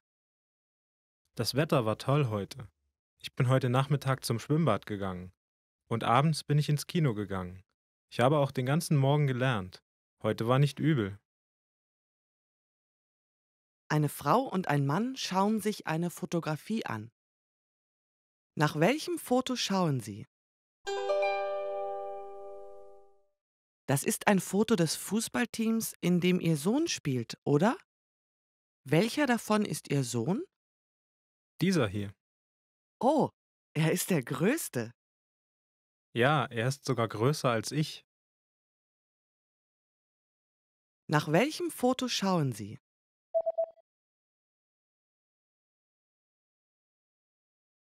Eine Frau und ein Mann schauen sich eine Fotografie an. Nach welchem Foto schauen Sie?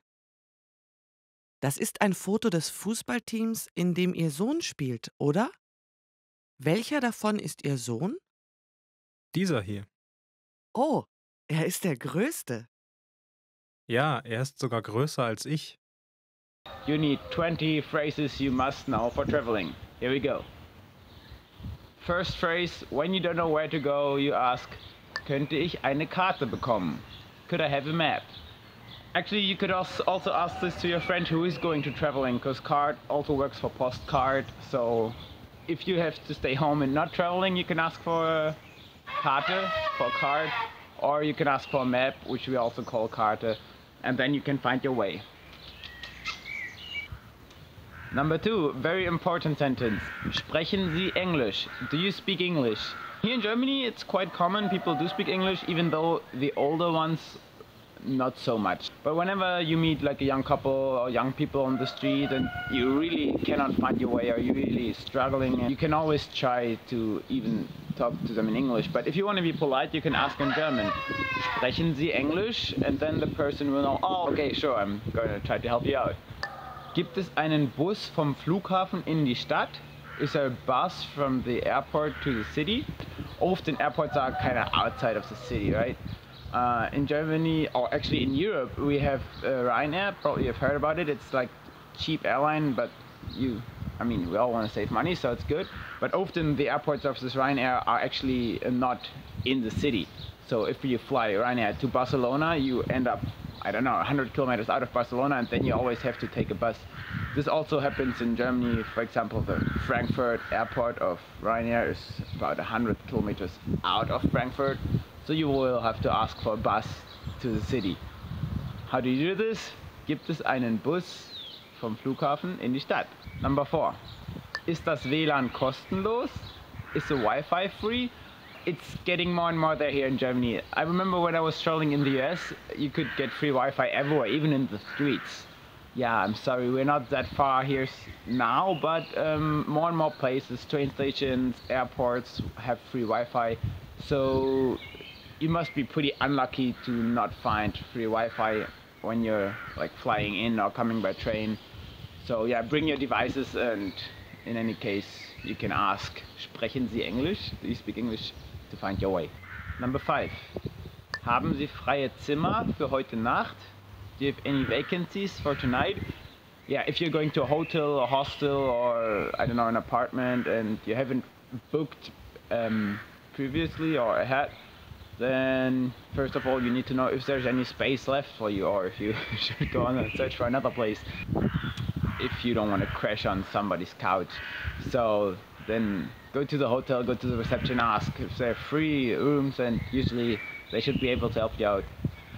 Unless, you could also just walk through the streets and ring a doorbell and ask, haben Sie freie Zimmer? Do you have vacancies? But this might get you in trouble with police, I don't know. Number 6. Könnte ich in ein anderes Zimmer wechseln? Could I move to a different room? If you're really unhappy with your room and you're like, oh gosh, no, I don't want to stay here, then you ask the receptionist, hey, could I move to another room? It didn't happen to me so far. I was quite lucky. Whenever I was traveling, I had pretty nice rooms, but I have heard it happens. Like if it's 30 or the neighbors of the other room are super loud, doing whatever, then it's legit to ask for a different room. If you want to change your room and you ask in German, they're probably even more willing to help you out. Number 7. Ich habe eine Reservierung. I have a reservation. Yeah, this is what usually is the case, not like previously when you had to ask if there's any room left. Usually you have a reservation and then everything works kind of itself. You just go to the desk, ask, hey, ich habe eine Reservierung. And then they'll be like, oh, okay, what's your name? And if you watch my other videos, you will know how to say your name in German, and then you can check in your hotel all in German, all good. And you have a perfect start for your trip. Könnten wir das Menü haben, bitte? Could we have the menu, please? Yeah, going to a restaurant, you of course want to know what the food offering is before you just order anything. The waiter comes with the menu, and you can open it, search for your entree and for your drink. Beer, I'd recommend, and then, oh, what I'm gonna eat, Schnitzel. Eat Schnitzel. Schnitzel is awesome. Good German food. I love it. Haben Sie Empfehlungen? Do you have any recommendations?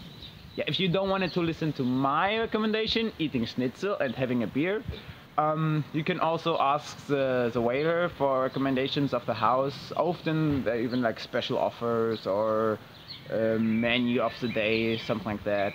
Yeah, just go ahead and ask for recommendations. Often you even like will be surprised of some cool food you wouldn't have thought of if you have chosen by yourself.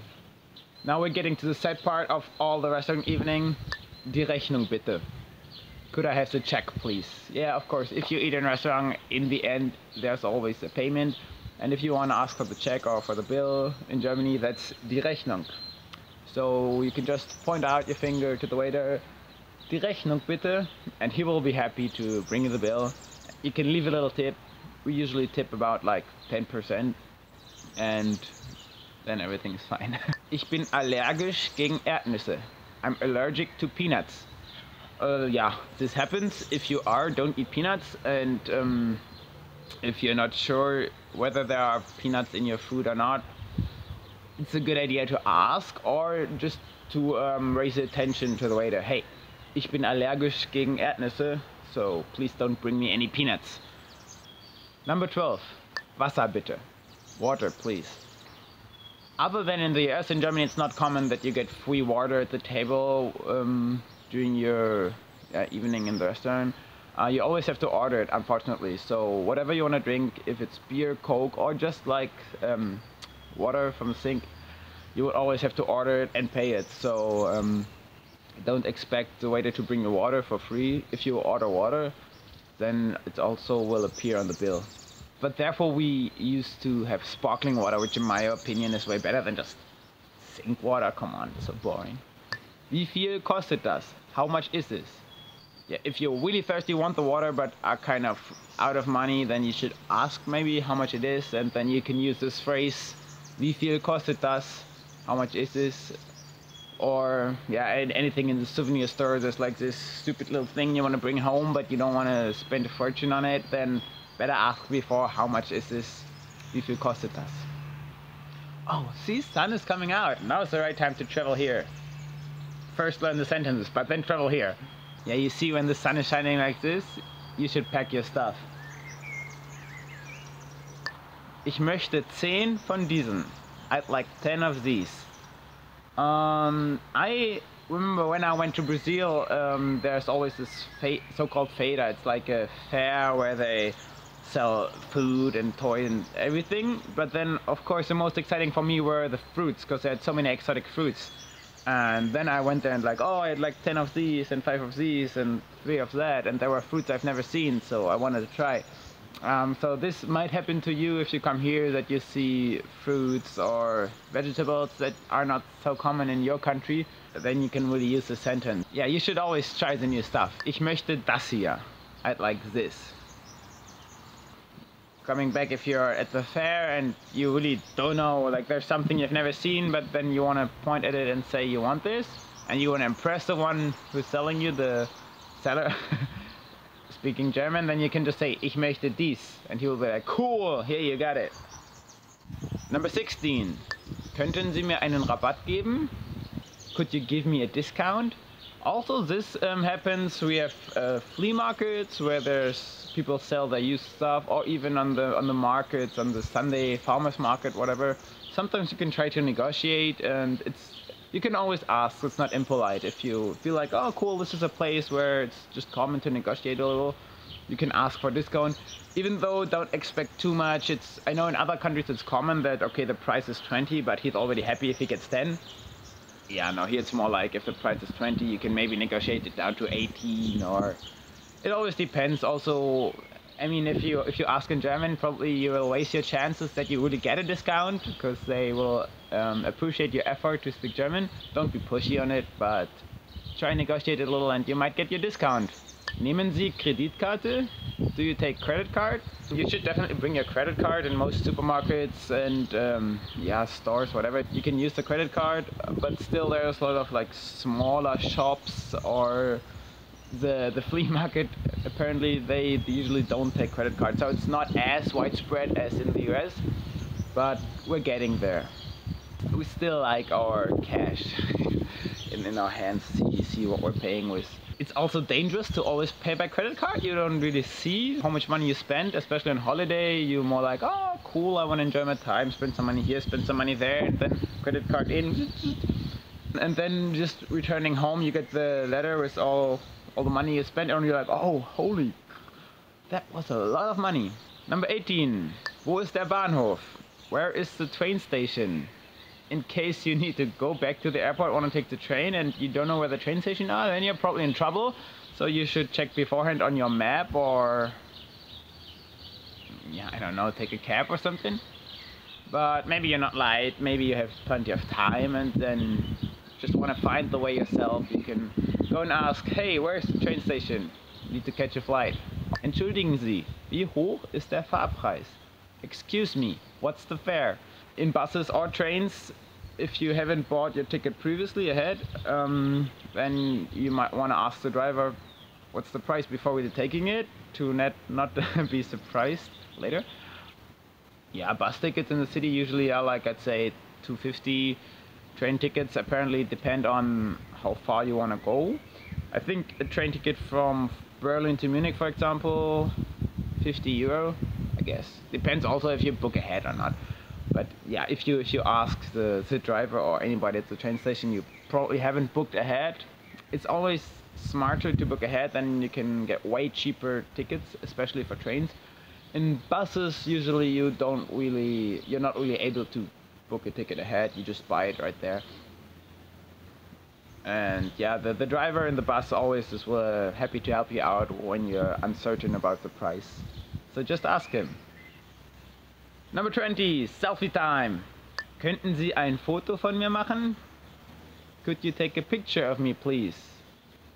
Yeah, nowadays this question is not asked so often anymore, because you always do your selfies, right? You do that? Like, I could actually film all this in selfie, but I would be too shaky, I guess. But if you want a proper picture, maybe of your group with everybody in it and not just this long selfie arm, then you should ask a stranger on the street. And I told you previously that most Germans know at least a little English, so they would understand if you have a camera and say, oh, could you take a picture, please? That you all want them to take a picture of you. Good sentence to know if you're traveling alone or with your partner or in a group and you want to have a picture. Then just ask, oh, könnten Sie ein Foto von mir machen? Könnten Sie bitte ein Foto von mir machen? Going back home after your travel, you see clouds are coming back, like I'm not in this bright sun anymore. Yeah, time to go home. Yeah, travel is over, let's go back home and then bus to the airport. Have a good flight. Want to speak real German from your first lesson? Sign up for your free lifetime account at GermanPod101.com. To top 15 questions you should know for conversations. My name is Elisa and let's get started. Magst du deutsches Essen? Do you like German food? Magst du deutsches Essen? Do you like German food? Eines meiner Lieblingsspeisen aus Deutschland sind Knödel.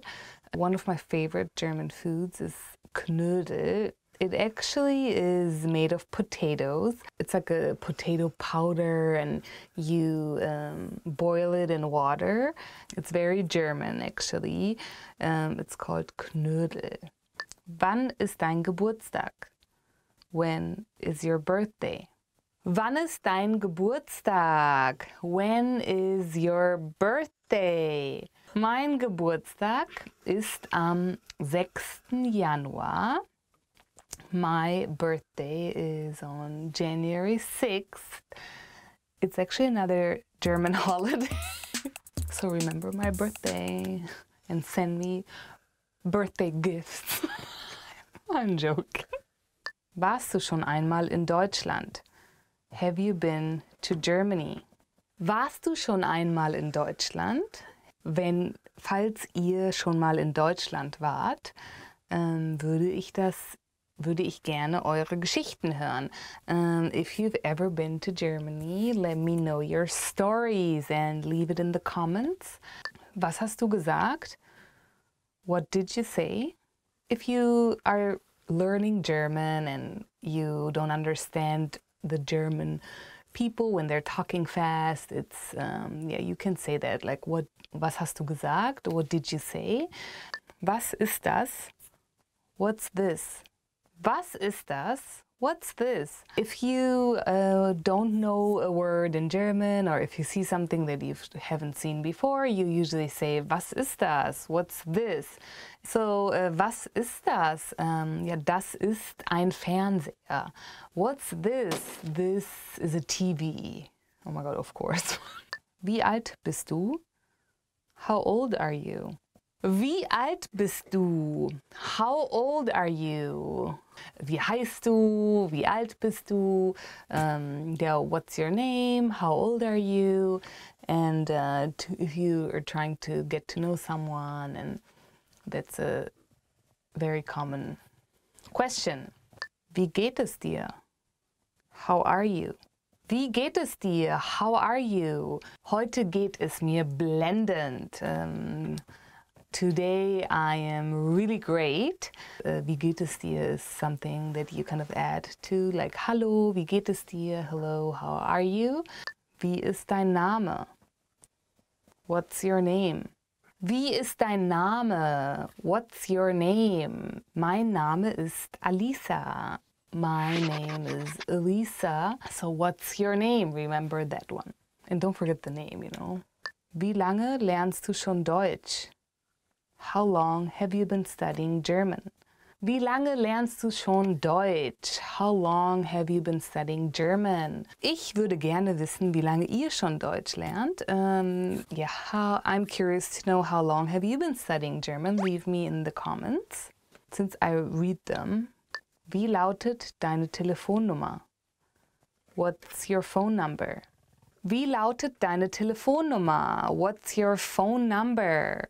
I think it's important if you're in a country that you don't know and you're new, you're trying to connect, and so try to meet as much people as possible, get their phone numbers and meet them again. And so remember this question.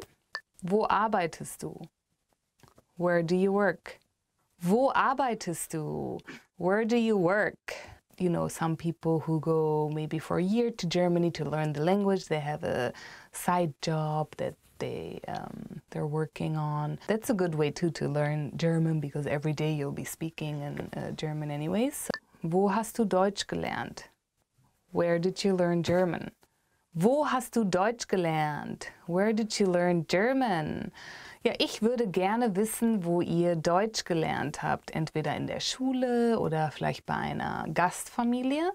I'm curious to know, where did you learn German? Maybe at a language school, or maybe you went to Germany for a few months with a host family. I would love to know, of course, besides German pod. Where did you learn German? Wo kommst du her? Where are you from? Wo kommst du her? Where are you from? Ich würde gerne wissen, woher ihr kommt. I would love to know where you are from. Wo lebst du? Where do you live? Wo lebst du? Where do you live? Ich würde gerne wissen, falls ihr schon mal Deutschland besucht habt, wo ihr da gelebt habt. I would love to know where you were living in Germany when you visited, or if you've been there for a while. Where did you live? Was ist deine Lieblingsstadt in Deutschland? What is your favorite city in Germany? Was ist deine Lieblingsstadt in Deutschland? What is your favorite city in Germany? I don't really have a favorite German city because I have a lot in Germany. Like I couldn't say this is my favorite city. I think a lot are very pretty and special and very different.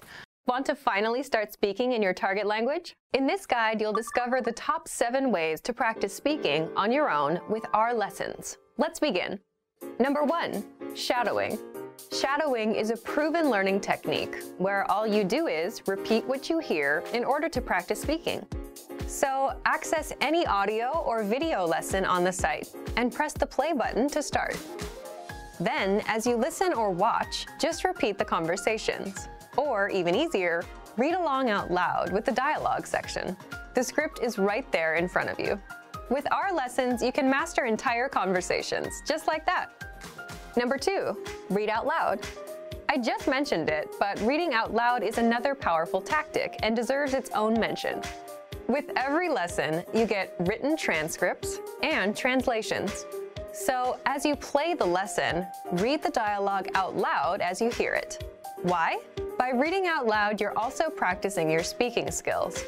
You can do this with the lesson notes, the lesson transcript, or the dialogue tool. With the dialogue tool, you can listen to each line again and again, and repeat out loud until you master them all. Number 3, speed up your reading to speed up your speaking. Being able to speak without thinking is a sign of language mastery. If you're talking to a native and can respond quickly, they'll assume that you're fairly fluent. How can you do this? When you read out loud, try increasing your speed a little bit every time. So, start by reading with the dialogue tool. If you're like most learners, you'll read the first line slowly. That's because you're still getting used to the words, which is okay. Reread it. On your second try, you know most of the words, and you'll read a little faster. Reread it again. On your third try, you'll be even faster, at a native speaker's speed. And being able to read these phrases out loud and fast will help you speak fast. Number 4, record and compare yourself with native speakers. In order to sound like a native speaker, you must imitate native speakers. So here's how. Access the voice recorder, which is in the dialogue study tool in every lesson. Click on the microphone icon. Listen to the native speaker's audio, and then record yourself. You can then compare the 2 recordings side by side, and practice and try again and again until you perfect your pronunciation. Number 5, get feedback from our Premium Plus teacher. If you're learning by yourself and don't have access to real teachers, then you can always get feedback from our Premium Plus teachers. With the My Teacher tool, you can record yourself speaking and send the audio file to the teacher. They'll review it and tell you what to improve and how. That's it. Number 6, level up your speaking with Premium Plus assignments. With Premium Plus, you can also get assignments that cover reading, writing, listening, and even speaking from your teacher. These assignments can be tailored to your goals and needs. You get a new one every week, or anytime you're ready for a new one. Number 7, get even more lessons in the lesson library. If you want even more lessons on speaking and conversations, visit our lesson library and under Category, choose Conversation. You'll get all of the pathways and lessons that are focused on speaking. The weather. I am, for example, a very weather mood person. Das Wetter would be the German word. It will be hot one day and very cold the next day, and it's very crazy. The first word, bewölkt, cloudy. Der Himmel ist heute sehr bewölkt. The sky is very cloudy today. The next word, Blitz, lightning. You don't get to see that a lot in Germany. Der Blitz war heute sehr belichtet. The lightning was very flashy today. If there was a lightning, I don't know if you guys feel about that, but I was always outside and wanted to take the best picture. Yeah, the next word is Regen, rain. We do get a lot of that in Germany, unfortunately. If you ever go to Germany and even apply there for a job, that's a good conversation. Germans love to talk about the weather, so that's like an inside tip. Ja, der Regen ist heute sehr, sehr stark, meaning the rain is very, very strong today. Sonnig is sunny. In Germany, there are days where it can be sunny and pretty and everybody is just outside in cafes. Ja, so wenn es sonnig wird, dann gehen die Menschen mehr raus. When it gets sunny, people just go outside more and enjoy the beautiful weather. Windig, windy, very similar. Es ist ein guter Tag, um segeln zu gehen, weil das Wetter windig ist. It is a good day to go sailing because the weather is windy. Is that even right? I went to this camp in the summer and we did go sailing. And actually Germany has a lot of lakes to go sailing to, so that's definitely like a fun experience. At the office, so let's start. Besprechung. That means meeting. It sounds very soft in English, and in German it sounds very hard. Besprechung. New or modern companies do use more meeting because it's shorter than Besprechung, but Besprechung is definitely like a very common German word. Wir hatten heute mit unserem Team eine wichtige Besprechung. We had a very important meeting with our team. Büro, meaning office. Ja, unser Büro ist mitten in der Stadt. Our office is in the middle of the city. Chef, boss. I always thought in English actually you say chef too, but I guess it's more in the, like at a restaurant you say more chef. Mein Chef hat das Vergnügen, nicht so viel zu arbeiten. Yes, my boss has the advantage of not working as much as I do. That's what I just said in German. Well, you know, if you're a chef of a company, you can just come in whenever, kind of. And so, Schreibtisch means desk. Ich teile meinen Schreibtisch mit einer Mitarbeiterin. I share a desk with one of my co-workers. Schreiben means write and Tisch means desk. Computer. It's again, the pronunciation is different. Mein Computer ist etwas schneller geworden, nachdem ich es aufgerüstet habe. My computer is faster now after I send it in. And I don't know about you, but I get really frustrated when the computer is really slow. I just want to, I don't know, I want to throw it out the window. The classroom, and let's start. The first word is der Bleistift, the pencil. So the pencil is Bleistift and Blei is lead and Stift can be used alone as pencil too. Ich habe heute meinen Bleistift einer Freundin ausgeliehen. My friend borrowed a pencil from me. The next word, Klassenzimmer, classroom. Ja, ich habe einmal aus Scherz meine Lehrerin im Klassenzimmer eingeschlossen.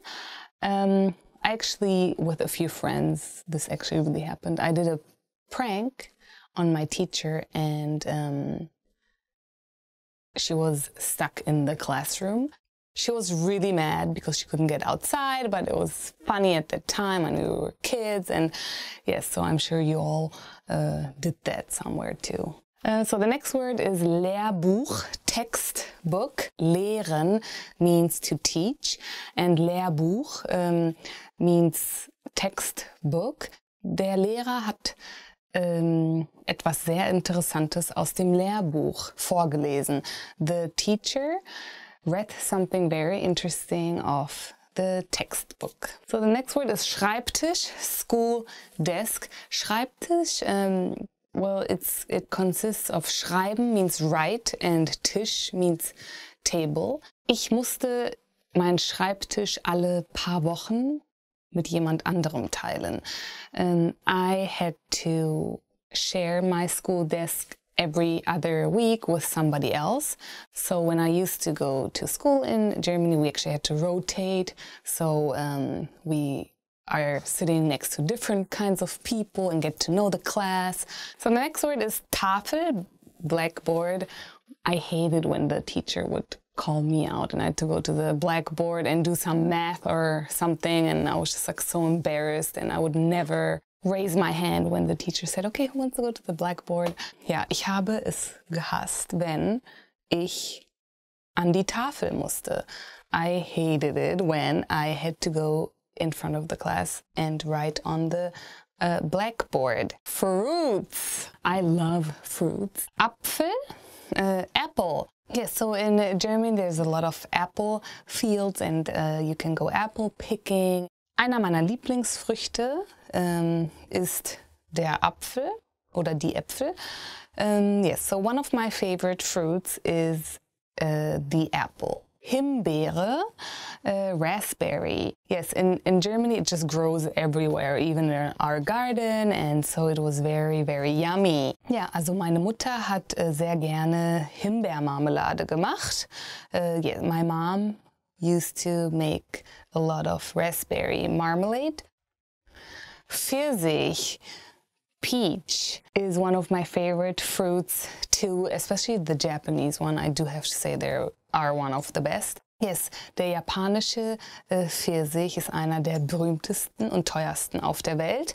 The Japanese peach is one of the most famous and expensive one actually in the world. Kirsche, cherry. Where I used to live, now it sounds like I live like on the fields, but there was actually another cherry field. But it was so good and yummy and they're so big. Die Kirsche ist einer meiner Lieblingsfrüchte. Und yeah, the cherry is one of my favorite fruits as well. Traube, grape. In Germany, there's like a lot of those little grapes and they're not that big. I guess it's because where I live, it's Rheinland, it's Bonn, Cologne. There's a lot of grape fields to make like wine. In Deutschland gibt es weiße und rote oder beziehungsweise dunkle Trauben. In Germany, there's white grapes and most common like the dark grapes to make wine. Hobbies. That's a good one. Yes, let's start. Briefmarken sammeln. Collect stamps. I actually did that a long time.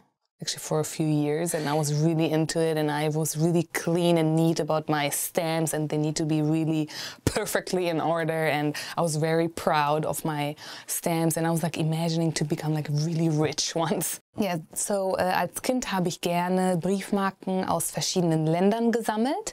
As a child, I collected stamps from different countries and would order them after country, and yes, so I was really into it, and I still have them actually. Schach spielen, play chess. You know, sometimes I watch TV and this is like hard. I mean, there's like competitions and I've never played it, so it's interesting to watch. But ich habe noch nie Schach gespielt. I never played chess. These are like really good hobbies. Tanzen, dance, yes. Well, I love to dance too, and either to go out or with friends and dance. When I was younger, actually my parents forced me to learn how to dance, like waltzer and all this classical dance, so I had to do that, I remember. And I didn't have that much fun actually, but I had to. Ja, ich gehe gerne mit meinen Freundinnen tanzen. I like to go out with my friends dancing. Ein Musikinstrument spielen. Play a musical instrument. Als Kind habe ich auch ein Musikinstrument gespielt, und zwar Klavier. Yes, as a child, I actually learned a few musical instruments. One was the piano, the guitar. So we're now getting into the modern era. Im Internet surfen, surf the internet. Yes, I do that for hours. Wenn ich im Internet surfe, dann kann das etwas länger dauern.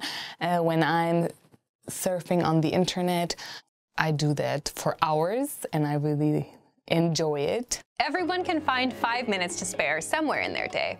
Why not use that time to learn a language? In 5 minutes, you can jump into a new lesson, vocabulary list, or grammar point. Let's look at the concept of the 5-minute rule. It's a simple idea that can help you be more successful in your language learning. In this video, you'll learn about the 5-minute rule and how it can help you master a language in the long run. Point 1. The 5-minute rule can help you put your time to better use. Have you ever caught yourself falling down a YouTube hole? Or have you ever looked up from a simple phone game and realized you've been playing for 30 minutes? Of course you have. We have all had this experience at some point. The idea with the 5-minute rule is that you take some of that time you might be spending on something not so productive and turn just 5 minutes into time you spend learning language. You can even do this on your phone with our app. Our audio and video lessons are 3 to 15 minutes long, so it's easy to spend 5 minutes on a lesson. You can also review vocabulary and phrase lists, review the word of the day, or drill words with flashcards for 5 minutes. There are a ton of ways to study. You just need to sit down for 5 minutes and do it. There's no need to stress about how to fill hours of study time. Point 2. The 5-minute rule can help you take advantage of bite-sized learning. Why is it a 5-minute rule? What's so special about this amount of time? Before we answer this question, imagine your typical day. You wake up in the morning and go to work or school. You finish in the evening and come home. You want to study, but you think about spending hours of your limited free time on learning and you lose motivation. If, however, at the end of a long day, you come home and think about spending just 5 minutes studying, it becomes much easier to motivate yourself, and you're much more likely to actually do it. Expecting yourself to spend hours of each day studying after going to work or attending school can make you burn out quickly. You might be able to keep it up for a short period of time, but for many people, the amount of pressure they put on themselves causes them to lose motivation and stop completely. 5 minutes, however, is easy to keep up with every day. You won't dread spending 5 minutes of your free time on your studies. And you'll probably find that once you start, you'll study for longer than just 5 minutes. Breaking your studies into small pieces can help you jump in whenever you feel like it. There's one simple study tool that will help you speak more of your target language. It'll help you understand entire conversations and catch every single word. It'll also help you respond in conversations. The tool is the Dialogue Study Tool. It'll help you with all of this and will help you improve your reading and writing skills. In this video, we'll look at how the Dialogue Study Tool can aid your language learning. Number 1. What is the Dialogue Study Tool? The Dialogue Study Tool is a premium study tool that you can find in every lesson. The Dialogue tool is a line-by-line breakdown of the conversations in your lessons. You get the dialogue script in the target language. You get the Romanized version, the translated script, audio pronunciations, and access to a voice recorder for each line. Number 2. Why is the tool so powerful? For example, let's look at how you can use it to improve your speaking skills. When you listen to a lesson, use the dialogue to read along. As you listen, speak out loud along with the lesson. Repeat what you hear. The dialogue tool makes mastering conversations super easy. It breaks down the lesson conversations one line at a time. You can use it to make sure you understand every line, phrase, and word without getting overwhelmed. And you can also use it to perfect your speaking, reading, listening, and writing skills. If you're not sure about how to say something, you can click on the audio icon next to the line to hear it spoken by a native speaker. Then repeat out loud. You can do this as many times as you want. To perfect your pronunciation, click on the microphone icon to start recording. Record yourself saying a line and compare your pronunciation to the pronunciation of a native speaker. These tactics will get you speaking in minutes, and if you apply these to every lesson, you'll be speaking your target language in no time. But what about listening? Since the dialogue is a line-by-line breakdown of the conversation, you can listen to each line separately, as much as you want. Just click on the audio icon. You can listen again and review the script. Read along with the script so you can catch every word. This will help you understand fast, native-level conversations without missing anything. Reading is another skill to improve with the dialogue tool. As you listen to the conversation, just read along with the lesson script that's inside the lesson dialogue. If you don't know a word, click the translations that are in the dialogue. You can even read with the Romanized script to help you sound out the words. Lastly, let's talk about how it can help boost writing skills. This is a very simple, basic suggestion.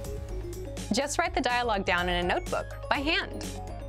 Just writing down the dialogue provided gives you a chance to practice using letters or words you might never have written before. This is especially true if you're studying a language that uses an alphabet or script you're unfamiliar with. Another benefit is that it gives you things to write. Instead of taking time to think about what to write, you can just write the dialogue down. The dialogue tool can support your studies in many different ways, and this makes it a powerful aid for your language learning. There might be times in your life when you need to learn something right away. Maybe you have an unexpected exam, you need to prepare for a new job, or you might be traveling for work. In situations like these, many people feel the need to try to study a lot of information in a short period of time. But can you really learn a language by cramming in all of your studying in a short period? In this video, we'll talk about how cramming works with language learning. 1. Is cramming effective? A lot of people would probably answer yes to this question based on experiences they had in school. Most of us have probably had the experience of staying up late the night before a test to cram as much information as possible. But how much of that information do you remember now? Cramming can work if you have a test tomorrow or a short-term study goal. For example, if your only goal is to pass a test or give a presentation within a few days, cramming isn't a bad idea. But it doesn't work very well if you want to remember what you studied in the long run. A great example of a better way to study is with something like our spaced repetition flashcards. One of the most effective ways to study is to review something over a period of time. Spacing out your studies is what helps you learn and retain information best. You learn something today, you come back in 2 days and review it. Then, you come back in 4 days and review it some more.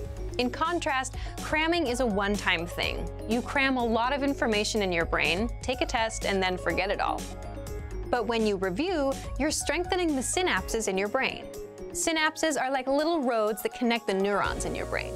So the more you review, the stronger the connection, and the better the recall. But what if you need to learn fast? 2. An example of a cramming schedule. Let's say you're traveling for work, and you really need to learn some greetings and some basic survival phrases to make it through your trip. Time is probably not on your side. Your only option is to cram.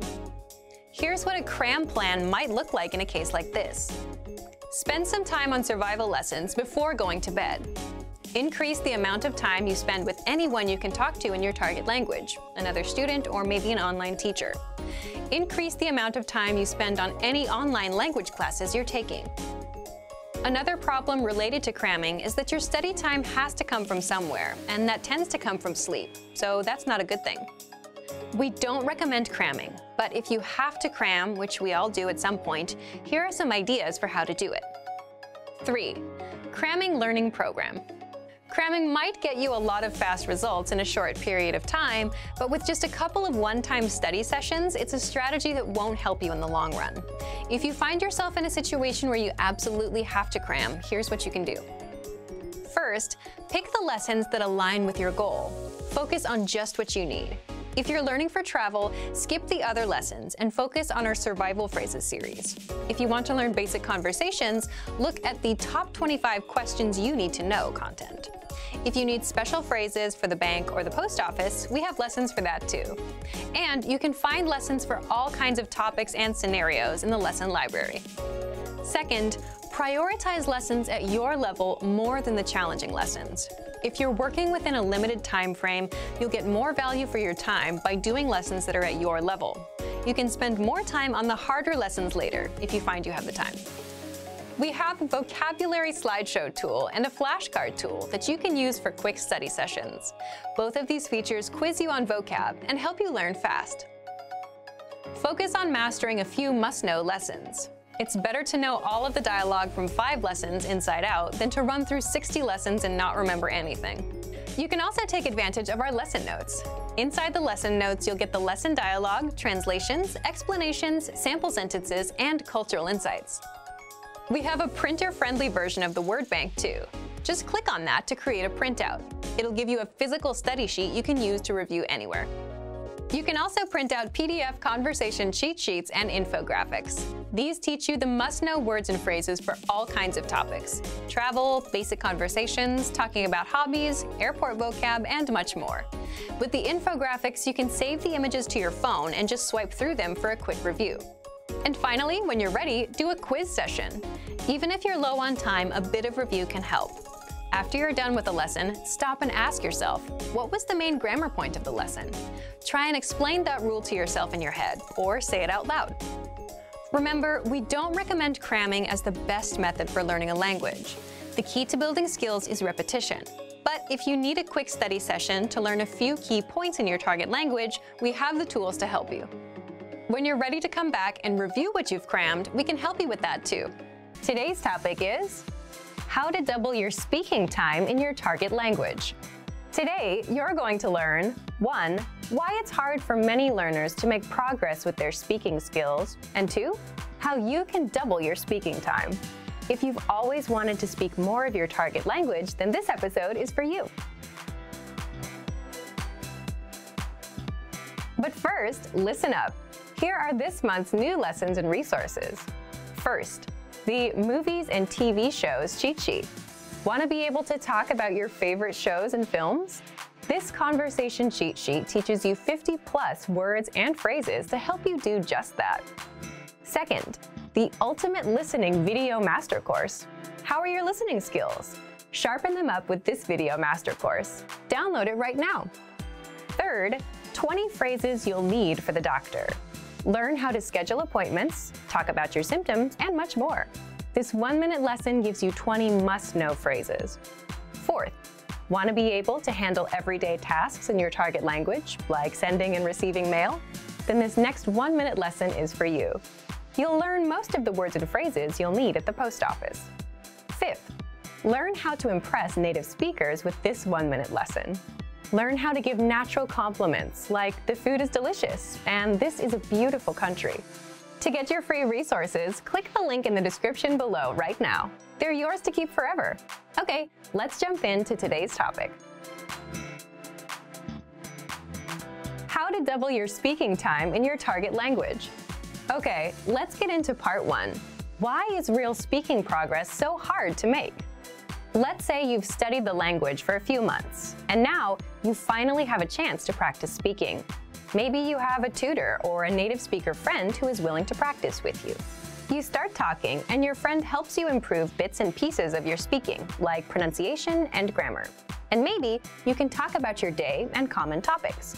But without proper preparation on both sides, the person learning and the person teaching, that's it. You're limited to what you can talk about.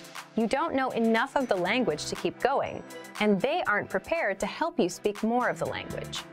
So if you try to have an open-ended conversation, you'll fall flat at some point. You'll run out of things to say and talk about. You'll run out of words and topics.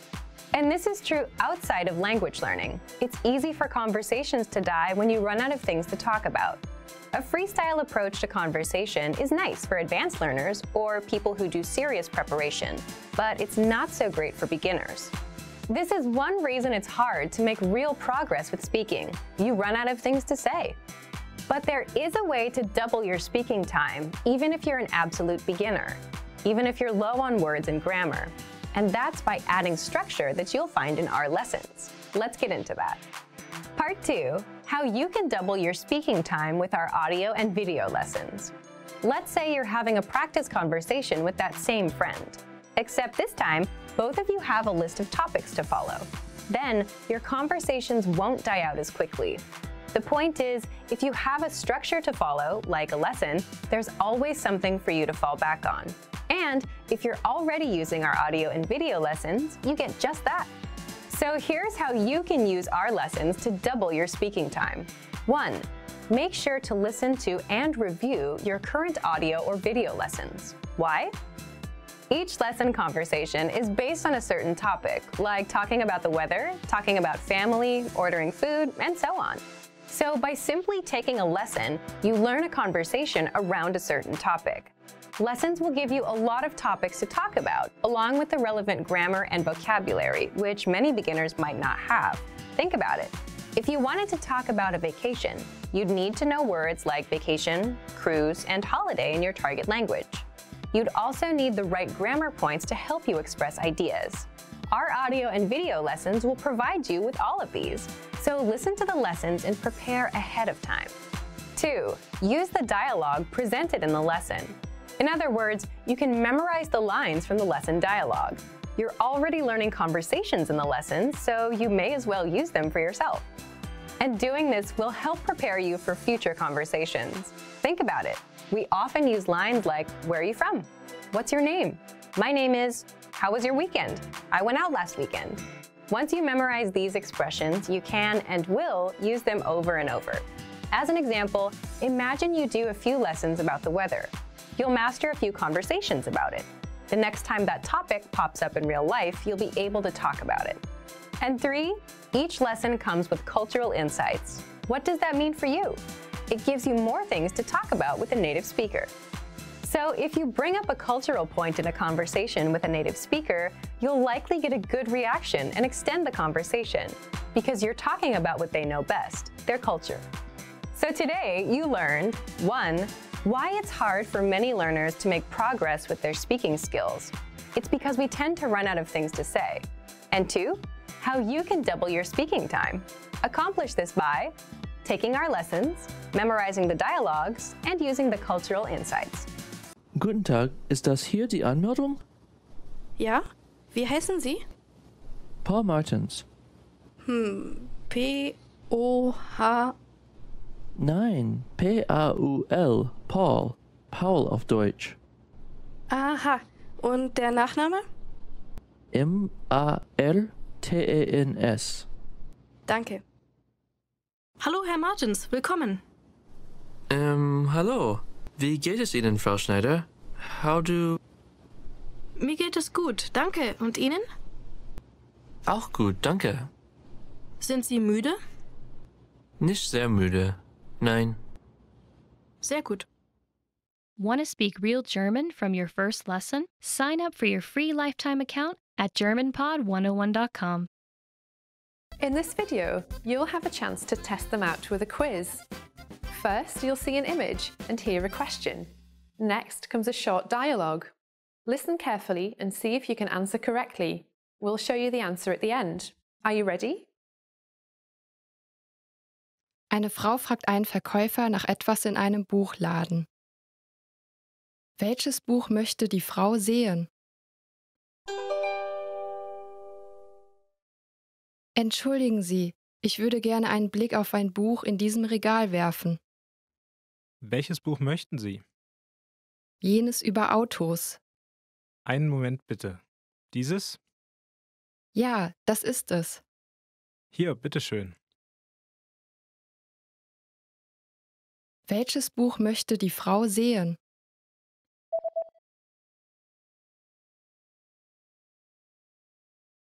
Eine Frau fragt einen Verkäufer nach etwas in einem Buchladen. Welches Buch möchte die Frau sehen? Entschuldigen Sie, ich würde gerne einen Blick auf ein Buch in diesem Regal werfen. Welches Buch möchten Sie? Jenes über Autos. Einen Moment bitte. Dieses? Ja, das ist es. Hier, bitteschön. Eine Frau und ein Mann unterhalten sich. Wann werden sie sich einen Film anschauen? Warum schauen wir uns nicht nächsten Samstag einen Film an? Das würde ich gerne, aber morgens habe ich einen Teilzeitjob. Um wie viel Uhr wirst du mit dem Teilzeitjob fertig sein? Um 14 Uhr werde ich fertig sein. Dann lass uns um 15 Uhr am Café treffen und uns um 16 Uhr einen Film anschauen. Okay. Wann werden Sie sich einen Film anschauen?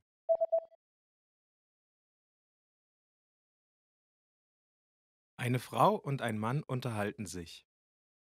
Wann werden Sie sich einen Film anschauen? Warum schauen wir uns nicht nächsten Samstag einen Film an? Das würde ich gerne, aber morgens habe ich einen Teilzeitjob. Um wie viel Uhr wirst du mit dem Teilzeitjob fertig sein? Um 14 Uhr werde ich fertig sein. Dann lass uns um 15 Uhr am Café treffen und uns um 16 Uhr einen Film anschauen. Okay. Dog. Hund. Hund. Dog. Der arme Hund. The poor dog. Der arme Hund. Katze. Cat. Katze. Katze. Cat. Die Katze versteckt sich unter dem Bett. The cat hides under the bed. Die Katze versteckt sich unter dem Bett. Hamster. Hamster. Hamster. Hamster. Hamster. Hamster schlafen gerne während des Tages.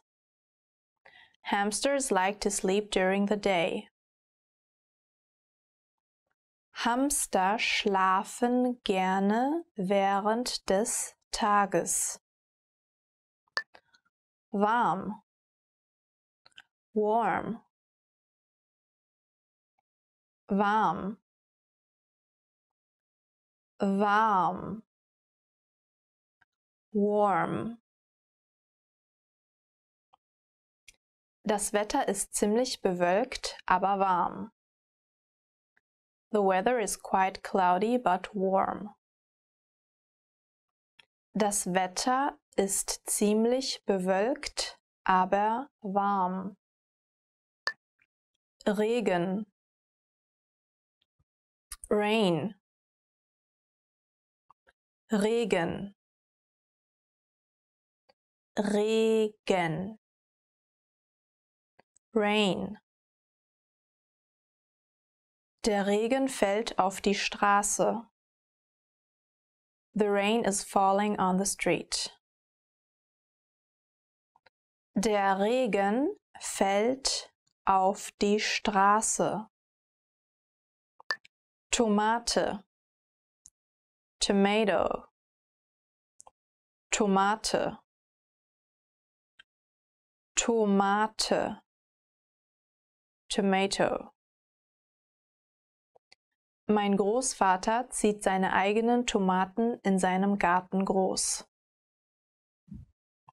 My grandfather grows tomatoes in his garden. Mein Großvater zieht seine eigenen Tomaten in seinem Garten groß. Erdbeere.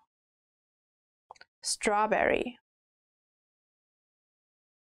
Erdbeere. Erdbeere. Strawberry. Luisa ist gegen Erdbeeren allergisch. Luisa is allergic to strawberries. Luisa ist gegen Erdbeeren allergisch. Kirsche. Cherry. Kirsche. Kirsche. Cherry. Die Kirsche ist eine meiner Lieblingsfrüchte. Cherry is one of my favorite fruits. Die Kirsche ist eine meiner Lieblingsfrüchte. Kind. Child. Kind. Kind. Child.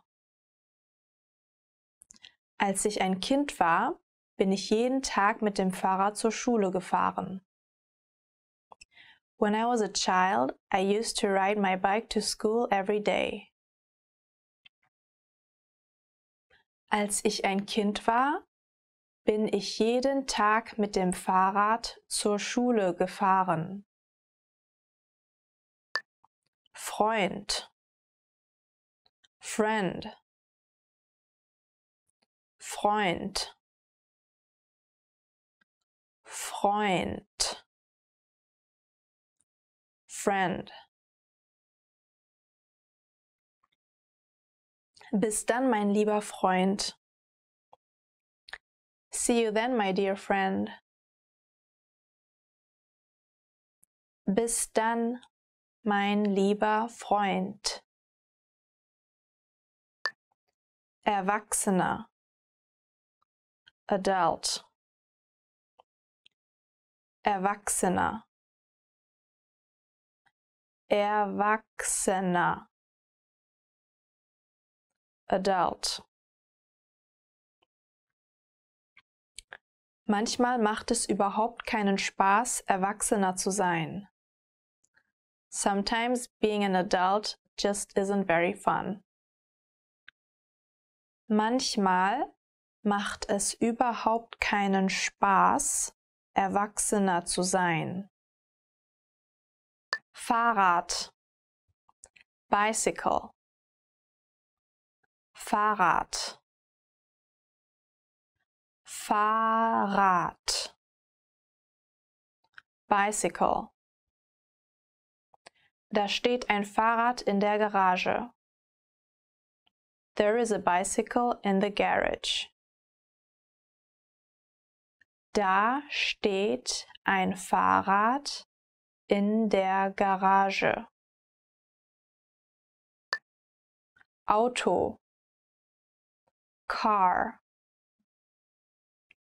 Auto, Auto, car.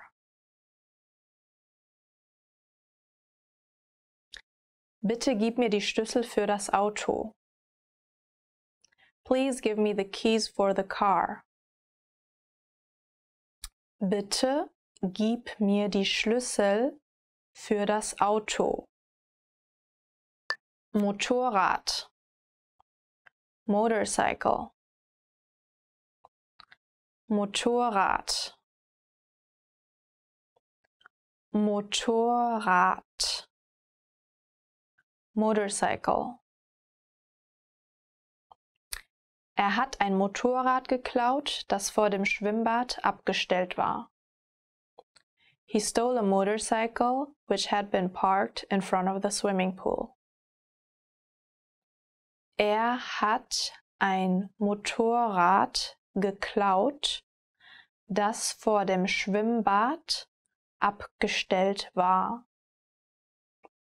Roller, Scooter, Roller, Roller, Scooter. Der Junge fährt mit seinem Roller ins Umland. The boy drives to the urban hinterland with his scooter. Der Junge fährt mit seinem Roller ins Umland. Boot, boat, Boot, Boot, Boat. Bananenboot reiten. Banana boat riding.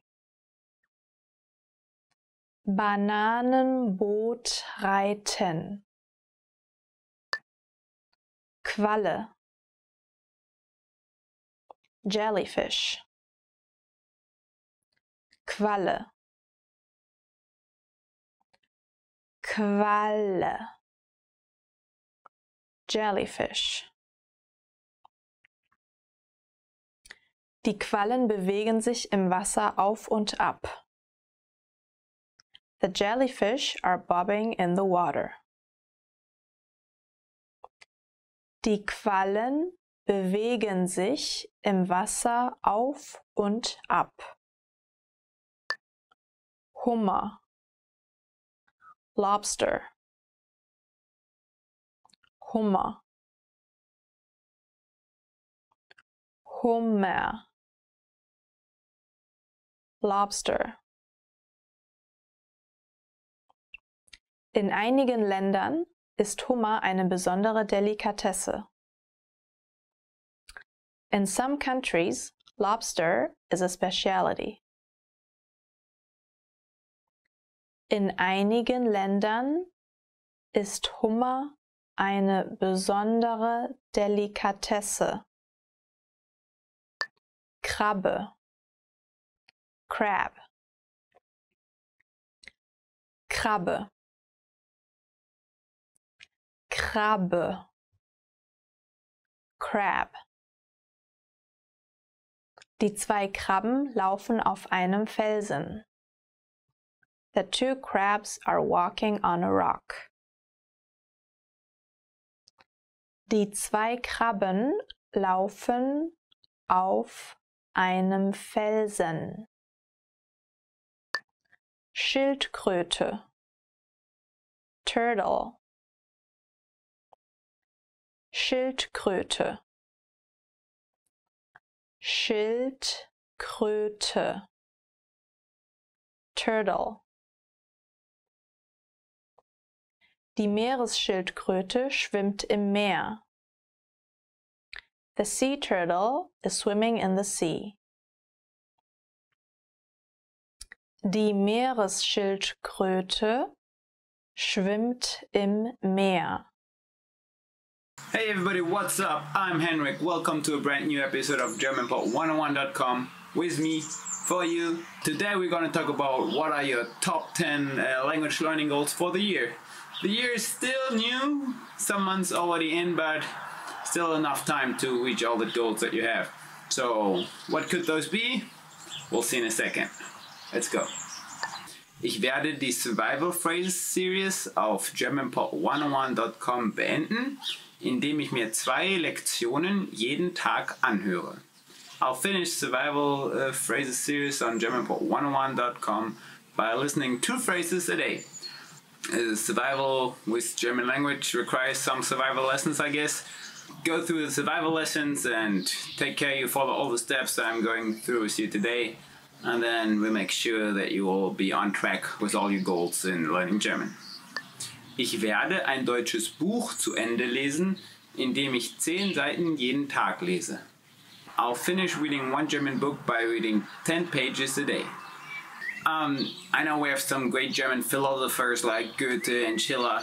Maybe you should not start with this kind of stuff. It's a bit heavy.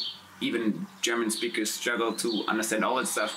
Take something easy and then reading is fun. I think reading German is a great way to master the German language. So go ahead, 10 pages a day, make sure. Ich werde meinen Deutschtest bestehen. I'll pass my German test. Yeah, whatever test that is, like there's all this A1, A2, B1, B2, or if it's test stuff, there's the Goethe Institute. All those are great. If you plan on studying in German, then you have to reach a specific level and pass in a test. I think that's usually either the Goethe Institute or the C1, and there's test stuff, DSH. So if you plan on studying in Germany, you should make sure that you pass on one of those tests. They're a bit higher than the B2 level, and yeah, listening to these lessons here is the first way to get there. Ich werde einen deutschen Film komplett verstehen, indem ich ihn jeden Tag gucke. I'll fully understand one German movie by watching it every day. I'm not so sure if that's the best way to do it. Might get quite boring after the 3rd, 4th or 5th time. But I don't know, if you like binge watching all over the same movie, then might be a good idea to just switch over to German at one point. So if you already know all the phrases by heart in your mother tongue, that could be a way. I like Bad Boys. That's a good movie. Wouldn't watch it every day though. Okay, I think we'll find better ways to make you learn German without you having to watch the same movie every day all over again. Okay, let's try with the next one. Ich werde vor meinen deutschen Freunden auf Deutsch eine 3 Minuten lange Vorstellungsrede halten. I'll give a 3-minute introductory speech in German to my German friends. First thing to do here is find some German friends.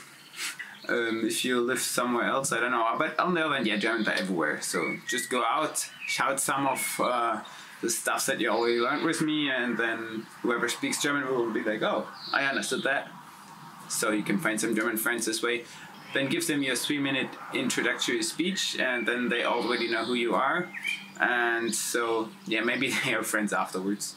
Maybe not, but at least you've mastered one of the steps to reach your German goals for the year. Ich werde 5 deutsche Lieder auswendig lernen. I'll memorize 5 German songs. Ooh, that's a hard one. Even I don't memorize 5 German songs. I know maybe 99 Red Balloons. That's a good one, easy to remember. Could start with that. I do know more English songs, they're the better songs. Unless you really like German music, then we have some cool rock bands. There's Die Toten Hosen, should listen to that stuff, good stuff. Or Die Ärzte, same direction. If you manage to memorize 5 German songs, please leave a note and sing them. I want to know. Ich werde 350 Wörter durch Karteikarten auf germanpod101.com zu Ende auswendig lernen. I'll finish memorizing 350 words with flashcards on germanpod101.com. That's a pretty long one, okay, so one more time, pretty slow. Ich werde 350 Wörter durch Karteikarten auf germanpod101.com, right here, zu Ende auswendig lernen. Yeah, flashcards are a very good way, like the little flashcards. Write down the words. After writing down 350 words, you probably already know most of them, so that's the way to go. The horse agrees. I used to learn with flashcards also, but flashcards definitely is a good way to go for. Ich werde 10 Postkarten auf Deutsch an meine deutschen Freunde schreiben. I write 10 postcards in German to my German friends. Yeah, again, first find some German friends that you can send the postcards to.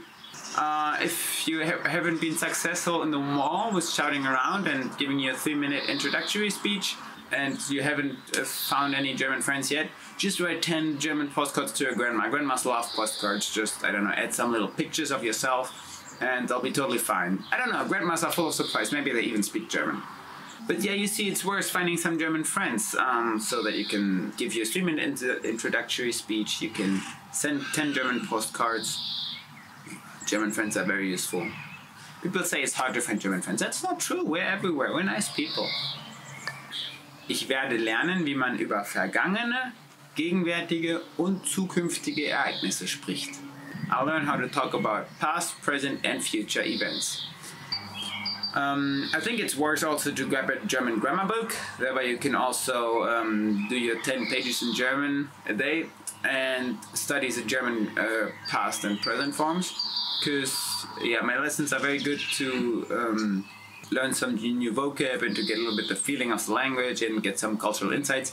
But I'm not really going into detail too much with grammar. So in my opinion, to really study grammar, a book is the best way to go because you can really like sit down, think. It's also a bit like you can use your flashcards and write down the different forms of a verb in the past and in the future. Future, it's there. Past, there. Present, right here. Vergangenheit, Zukunft, Gegenwart. That's the 3 years ago, so dreamers, I don't know, memorizers, and right here we are. Gegenwart. Ich werde 150 Wörter meistern, indem ich 5 Wörter pro Tag auswendig lerne. I'll master 150 words by learning 5 words a day. That's a good goal. New words, broaden your vocab. 5 new words is good, like it's not too much in the beginning. After a couple of days it gets more, like after 7 for example, after a week you would be with 35 words. 35 words are good, you can make a lot of sentences, maybe not so much sense, but a lot of sentences with 35 words. But yeah, no kidding, I mean, having the goal of every day having 5 new words, that's pretty good, so you always kind of really broaden your horizon. And of course, from time to time you'll forget some, but therefore you have your flashcards to repeat. And yet also it gives you the chance to really get a little step forward day by day. So 5 words every day. So that's it for the day. I hope you liked the lesson. I hope you get yourself a plan now, what you have to do to keep on track with your German for the end of the year. We're in April right now here. You see weather, sometimes blue, sometimes gray. Getting closer to summer, but still in the beginning of the year. You still got all the opportunities to learn German this year, so follow the steps I told you. So yeah, leave a comment if you liked it. If you didn't like it, don't leave a comment. No, tell me what I could improve. Yeah, subscribe to the channel, leave a comment, and then I see you next time. Bye bye. Yeah, I know. You hear that horse? Okay, anyways. I think really the only song everybody here knows is probably 99 Red Balloons. 99 Luftballons, yeah? You know that one too.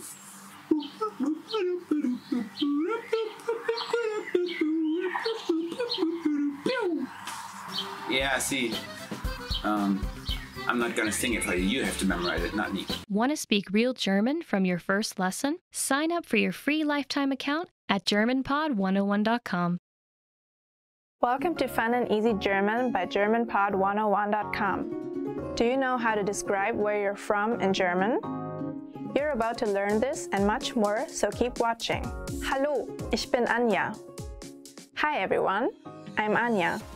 In this lesson, you'll learn how to introduce yourself and more in German.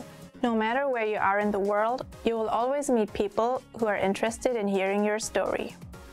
This is why learning how to ask and answer typical questions in German, like who are you and where you're from, is essential for conversing with German-speaking people. In this video, we'll teach you how to ask and answer the following questions and more in German.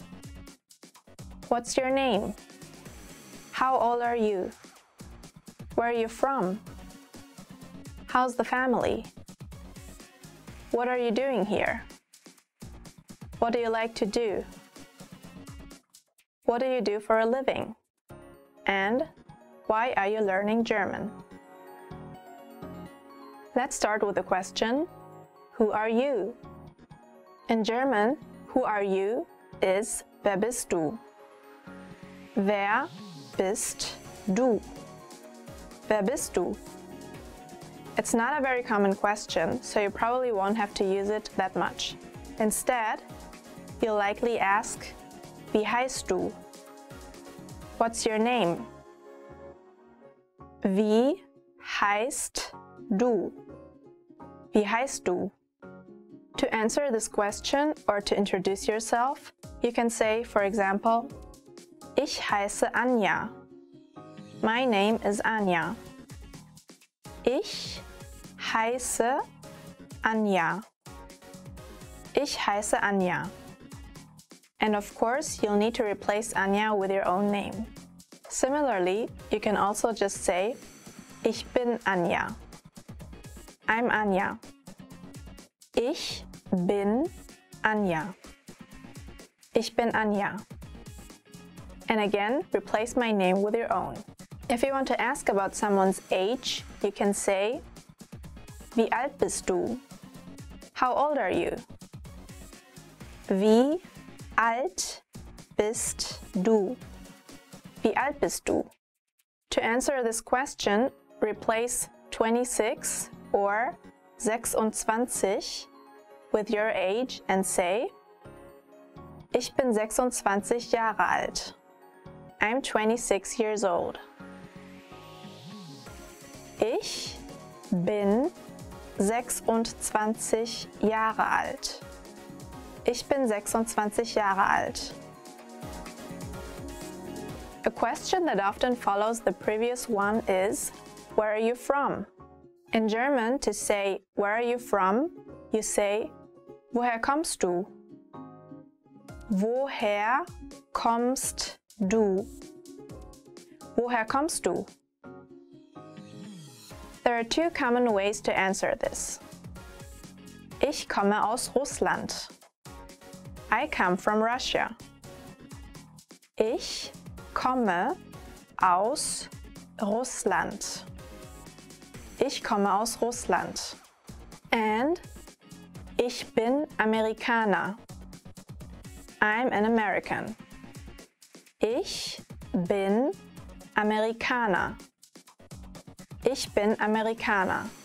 If your home country is already known, however, you may be asked a question like, welche Stadt in Spanien? Which city in Spain? Welche Stadt in Spanien? Welche Stadt in Spanien? You can then answer the question by stating the city you're from, followed by Warst du schon da? Have you been there? For example,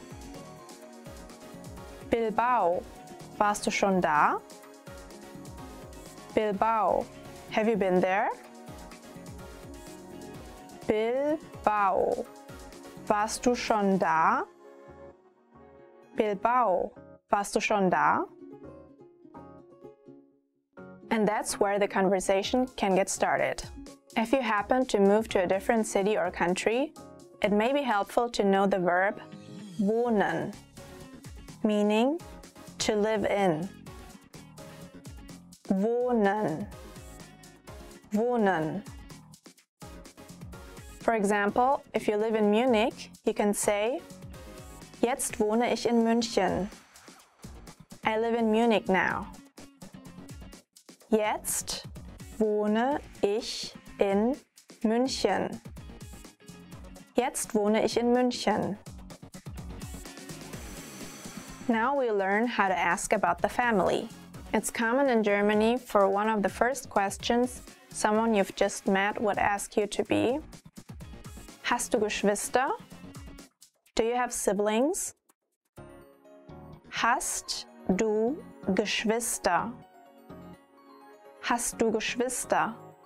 And a possible answer is, Ja, ich habe einen Bruder und 2 Schwestern. Yes, I have a brother and 2 sisters. Ja, ich habe einen Bruder und 2 Schwestern. Ja, ich habe einen Bruder und 2 Schwestern. You may also want to talk about your family members as well. You can say, for example, Meine Mutter ist Juristin. My mother is a lawyer. Meine Mutter ist Juristin. Meine Mutter ist Juristin. Or, meine Schwester wohnt in Ungarn. My sister lives in Hungary. Meine Schwester wohnt in Ungarn. Meine Schwester wohnt in Ungarn. Next, let's learn how to say, What are you doing here? When translated into German, what are you doing here is, Was machst du hier? Was machst du hier? Was machst du hier? If you're a traveler, a good idea is to share the length of your stay in that city and ask for some recommendations. You can say, Ich bin hier im Urlaub, which means I'm here on vacation. Ich bin hier im Urlaub. Ich bin hier im Urlaub. And then say something like, Ich bin nur für ein paar Tage hier. I'm just here for a couple of days. Ich bin nur für ein paar Tage hier. Ich bin nur für ein paar Tage hier. And remember, as you're being asked different things, you can always kindly return the question by saying, Und du? And you? Und du? Und du? To then ask for recommendations, you can say, Was soll ich hier sehen?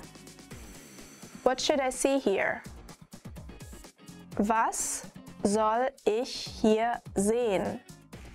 Was soll ich hier sehen? As an alternative, you could mention the name of the city by asking something like, Was soll ich in Hamburg sehen? What should I see in Hamburg? Was soll ich in Hamburg sehen? Was soll ich in Hamburg sehen? This is a great way to keep the conversation going and maybe even find out about some cool local spots. If you feel like sharing your profession in German, the following question will surely come in handy. Firstly, to ask if someone's a student, you can say, Bist du ein Student? Are you a student? Bist du ein Student? Bist du ein Student? Actually, if you look very young, Germans might ask you this as well. An important point to note, however, is that Student for men or Studentin for women in German is used exclusively for university students. Younger students are instead referred to as Schüler for boys and Schülerin for girls. But there are two more ways of asking if someone's a student. You could also say, Studierst du? Do you study? Studierst du? Studierst du? Or if the person seems to be younger, Gehst du noch zur Schule? Are you still attending school? Gehst du noch zur Schule? Gehst du noch zur Schule? To say, what do you do for a living in German, you say, was machst du beruflich? What do you do for a living? Was machst du beruflich? Was machst du beruflich? The answer to this question is simple, but there is something you need to be careful about. Normally, the sentence structure of German is the same as that of English. In particular, you're able to translate word for word. For example, Ich bin ein Mann. I am a man. Ich bin ein Mann. Ich bin ein Mann. But when it comes to occupations, the article ein, eine, is dropped entirely. You would therefore say, for example, Ich bin Schriftsteller. I am a writer. Ich bin Schriftsteller. Ich bin Schriftsteller. Since every job title in German has a male and female version, though women would instead say, Ich bin Schriftstellerin. I am a writer. Ich bin Schriftstellerin. Ich bin Schriftstellerin. If you don't want to talk about your position, you can just say the name of your company. In German, we use the preposition bei for saying you work at so-and-so company. For example, Ich arbeite bei Google. I work at Google. Ich arbeite bei Google. Ich arbeite bei Google. Another question you should know how to ask is, what do you like to do? Was machen Sie gerne? What do you like to do? Was machen Sie gerne?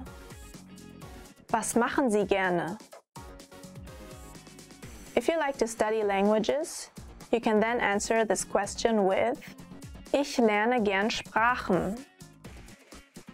I enjoy learning languages. Ich lerne gern Sprachen. Ich lerne gern Sprachen. Without a doubt, you'll get people asking about just how far you've taken that interest.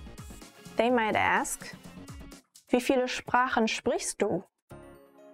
How many languages do you speak? Wie viele Sprachen sprichst du? Wie viele Sprachen sprichst du? You can then answer this question with, for example, ich spreche Englisch, Polnisch, Arabisch und ein bisschen Deutsch. I speak English, Polish, Arabic, and a little German. Ich spreche Englisch, Polnisch, Arabisch und ein bisschen Deutsch. Ich spreche Englisch, Polnisch, Arabisch und ein bisschen Deutsch. You might also hear someone's language ability described with the verb beherrschen. Sie beherrscht 6 Sprachen fließend. She speaks 6 languages fluently. Sie beherrscht 6 Sprachen fließend. Sie beherrscht 6 Sprachen fließend. It's a pretty formal verb, and it implies a great mastery over the languages. If you have other interests aside from learning new languages, you could answer with, for example, ich besuche Kunstmuseen gern. I like going to art museums. Ich besuche Kunstmuseen gern. Ich besuche Kunstmuseen gern. The sentence structure used here is an easy way to describe something that you like to do. Just say what you do, such as, I go to museums, and then add the word gern to express that doing so is enjoyable. Another way to do this is by using the verb mögen, or to like, combined with a noun form of the activity. Here's an example. Ich mag Fotografie. I like photography. Ich mag Fotografie. Ich mag Fotografie. And lastly, something a native speaker will always ask you: why are you learning German? Warum lernst du Deutsch? Why are you learning German? Warum lernst du Deutsch? Warum lernst du Deutsch? There are, of course, different reasons as to why you want to learn the German language. In this example, let's say you're learning because your family members were ethnically German or spoke the language at home. You could then say, for example, meine Großmutter kam aus Österreich. My grandmother came from Austria. Meine Großmutter kam aus Österreich. Meine Großmutter kam aus Österreich. But what if you're really just interested in European history, or if you just enjoy traveling around? In that case, you can use a sentence like: Ich mag die deutsche Kunstgeschichte sehr gern. I really like German art history. Ich mag die deutsche Kunstgeschichte sehr gern. Ich mag die deutsche Kunstgeschichte sehr gern. Or it could be that you have a fascination with German music or film. If you like Johannes Brahms, for example, you could say: Ich finde die Musik von Brahms absolut atemberaubend. I find the music of Brahms absolutely breathtaking. Ich finde die Musik von Brahms absolut atemberaubend. Ich finde die Musik von Brahms absolut atemberaubend. All of these are valid answers. Many people may also want to know how long you've been studying German. The typical way of asking would be: Wie lange lernst du schon Deutsch? How long have you been learning German? Wie lange lernst du schon Deutsch? Wie lange lernst du schon Deutsch? You could then answer with, for example, ein bisschen mehr als ein Jahr. A little more than a year. Ein bisschen mehr als ein Jahr. Ein bisschen mehr als ein Jahr. Although it might sound a bit rude in English, German speakers might then reply with: Dafür sprichst du sehr gut. Then you already speak very well. Dafür sprichst du sehr gut. Dafür sprichst du sehr gut. Try to remember that this is just a compliment, and it is usually not seen as rude by Germans. And that's it. You now know enough to confidently introduce yourself in German. In this lesson, you learned the German translations and proper usage of the questions: what's your name? How old are you? Where are you from? How's the family? What are you doing here? What do you do for a living? What do you like to do? And why are you learning German? Want to learn German fast with PDF cheat sheets? You can get cheat sheets for all kinds of topics: travel, hobbies, love, and much more. And you learn all of the must-known words and phrases for each. Click the link in the lesson description and sign up for a free lifetime account to get them. That's it for today. See you next time. Bis bald wieder. Want to speed up your language learning? Take your very first lesson with us. You'll start speaking in minutes and master real conversations. Sign up for your free lifetime account. Just click the link in the description.